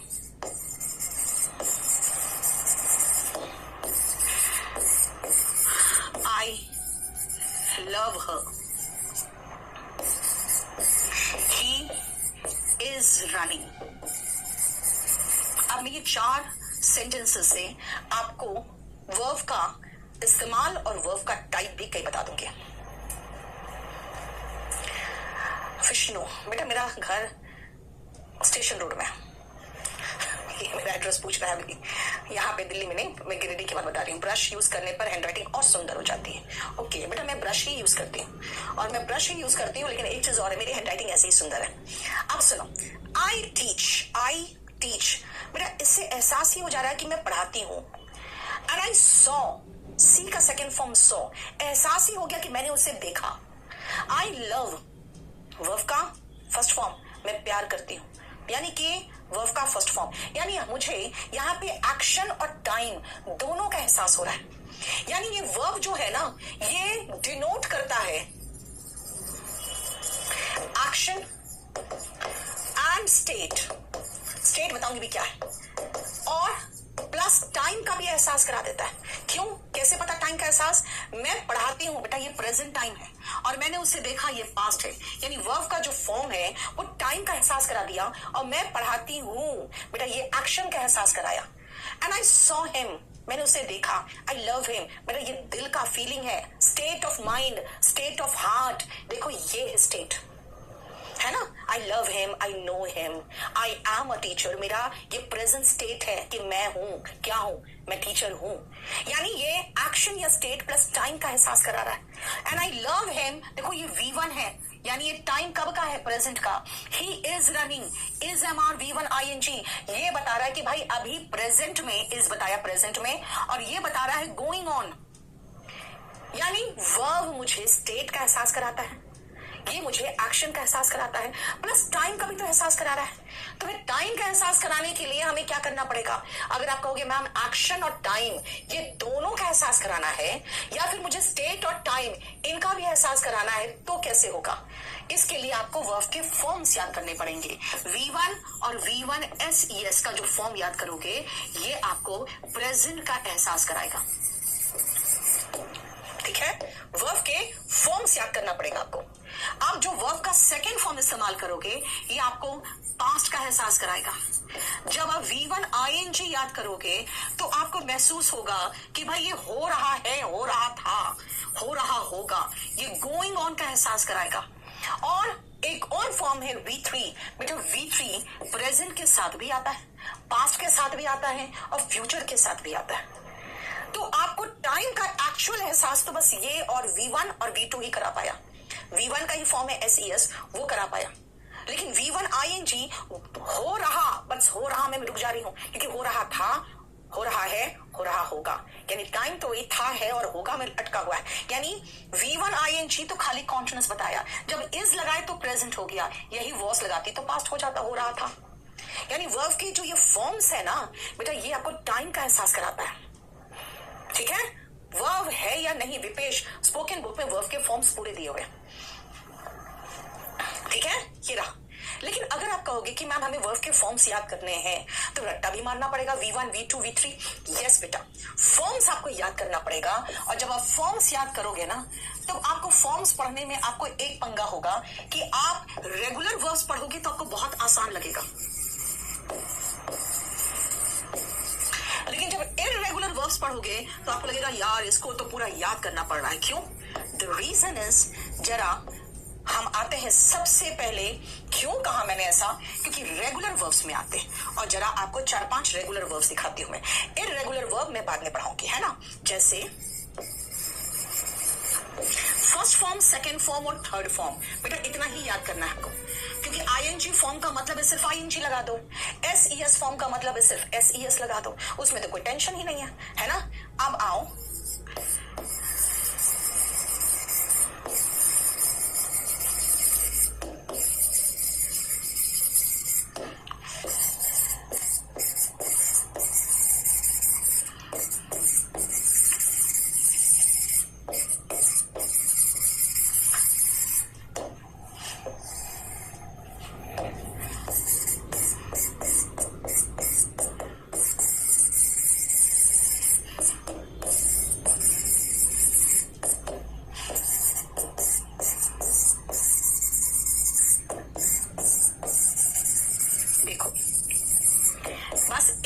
में जितने भी नियम है ना रेगुलर वर्ब्स के, वो सब खत्म है।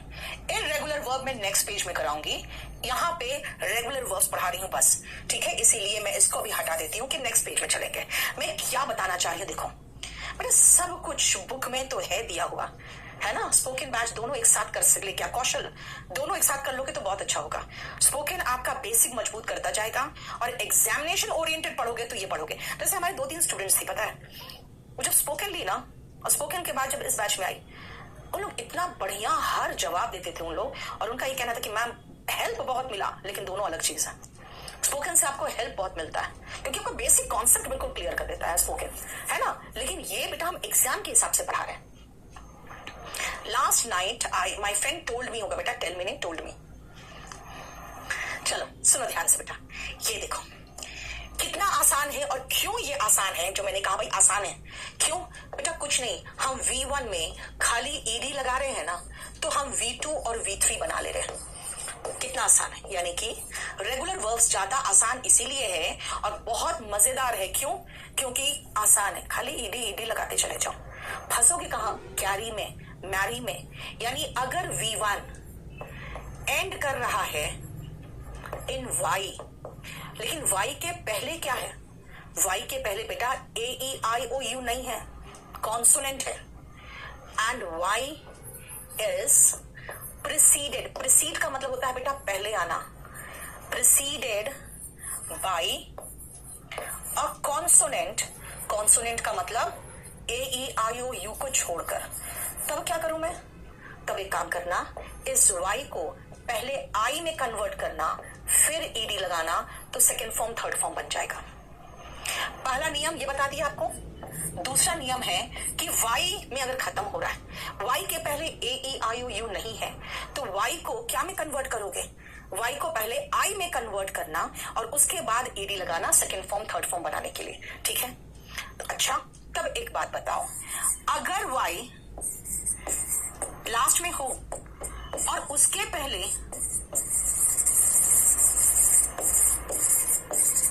ए ई आई ओ यू यानी वॉल हो, फिर ऐसे कंडीशन में क्या होगा?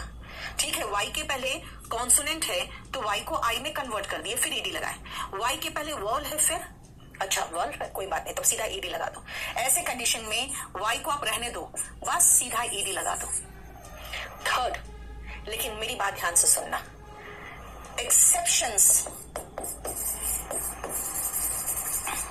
ये जो 3 है ना, थर्ड नंबर पॉइंट, उसका एक्सेप्शन बेटा 3 एक्सेप्शन है, से, ले एंड पे, ये 3 एक्सेप्शन है। से, ले एंड पे, ये 3 एक्सेप्शन है। इसमें जब आपको डी लगाना है तो कहोगे मैम ईडी लगाना है, तो आप कहोगे मैम वाई के पहले तो वॉल है, आपने कहा था अगर ए ई आई ओ यू छोड़कर है अगर है तो आपको सीधा क्या करना है? अगर वॉल है तो सीधा ईडी लगाना है। नहीं बेटा, इसमें ऐसा नहीं होगा, इसमें सेड, ले का लेड एंड पे का पेड है। वॉल होने के बावजूद वाई आई में कन्वर्ट किया, ठीक है? फिर से आओ, नेक्स्ट, फिट एंड फिटेड, ध्यान से देखना इसको। फिट में डबल टी क्यों किया? क्योंकि टी के पहले एक अकेला क्या था? कॉन्सोनेंट, एक अकेला सॉरी वॉल था, एक अकेला फिट था, फिट फीट नहीं था, हिट हीट नहीं। ऐसे क्या होगा? अगर लास्ट में कॉन्सोनेंट हो और उसके पहले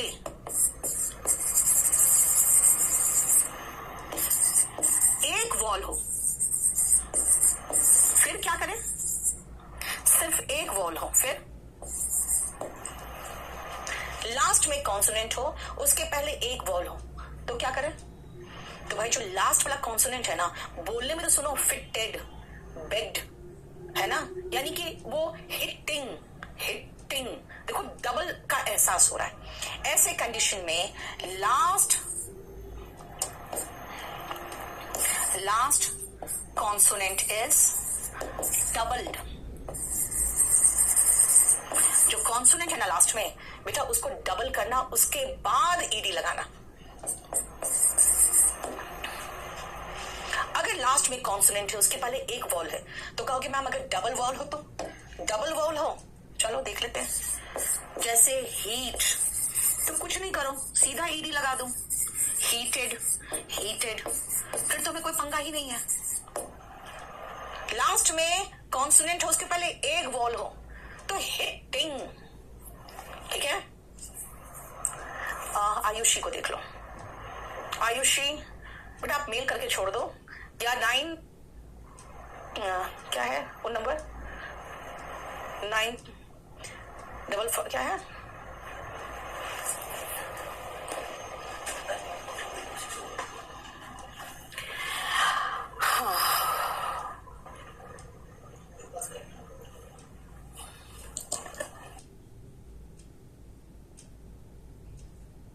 $955108888 उस नंबर पे कॉल कर लेना। आ जाओ फिफ्थ नंबर। देखो पैनिक में क्या किए, सी के बाद के लगाए फिर ईडी लगाए, सी के बाद के फिर ईडी। क्यों भाई, ऐसा क्यों? उसका रीजन क्या है, ध्यान से सुनना बेटा। उसका रीजन ये है कि अगर आपका वर्ब एंड करता है एंड्स इन सी, तब क्या करोगे ना, के लगाओगे फिर ईडी लगाओगे। पैनिक, सी के ईडी। ट्रैफिक, ट्रैफिक मतलब इलीगल व्यापार करना भी होता है, हम आईएनजी भी लगाना चाहेंगे तो भी सी के फिर आईएनजी लगेगा। ये देखो आज मैंने आपको जो बताया ये रेगुलर वर्ब्स बताया, और उसके नियम है यार, पक्का मैं नियम दिखा रही हूँ आपको, देखो ना हर जगह पे एक नियम बताया मैंने, ठीक है ना। ईडी लगा ही रही हूं मैं, ईडी ही लगा रही हूँ सब में, लेकिन ईडी लगाने के पहले कुछ दिमाग भी तो लगाओगे। हर जगह पे ईडी लगाने से पहले भी मैंने कुछ दिमाग लगाया, और बस यही 6 में आपके सारे नियम खत्म है। यही 6 में हमने सारा नियम खत्म कर दिया। ये देखो, अब आप कहोगे इररेगुलर वर्ब्स में ऐसा क्या दिखाने वाले हो आप, तो ध्यान से सुनना। इररेगुलर वर्ब्स का, अरे यार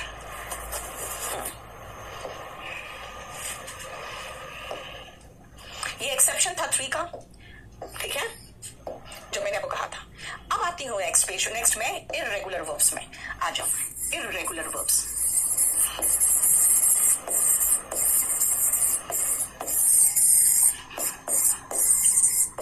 इसमें कोई नियम ही नहीं है, कोई नियम कानून कुछ नहीं।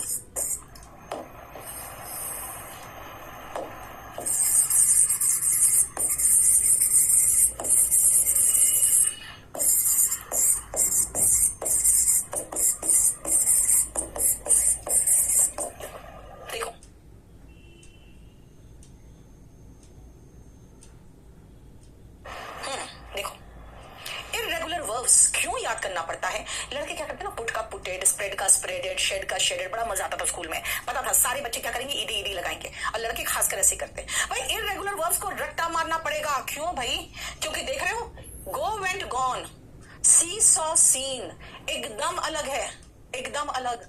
इसका मतलब ऑल फॉर्म्स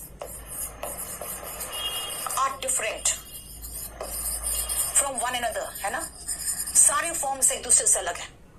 कम came come, get got got, become became, फिर से बिकम, इसका मतलब 2 फॉर्म्स सेम।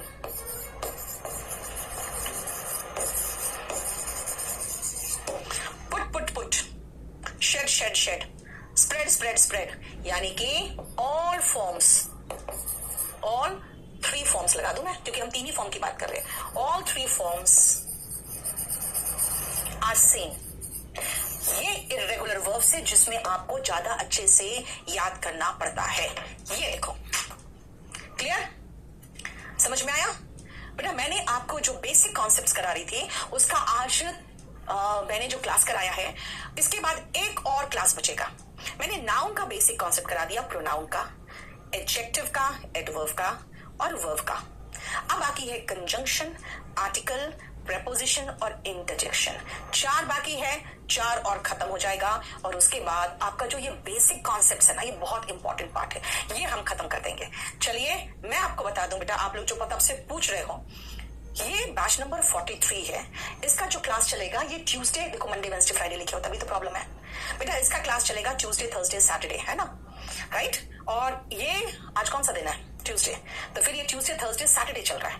और इसमें आपको कंप्लीट में ग्रामर कराऊंगी, क्लोज टेस्ट, पूरा वोकैबुलरी होगा, कॉम्प्रिहेंशन होगा, और ये आपको कंप्लीट एक पैकेज है जिसमें आपका हर तरह का ऑब्जेक्टिव एग्जाम, चाहे वो एसएससी हो, बैंक पीओ हो, एनडीए हो, सीडीएस हो, टीजीटी, पीजीटी, DSSB, सारे एग्जाम्स आराम से निकल जाएंगे।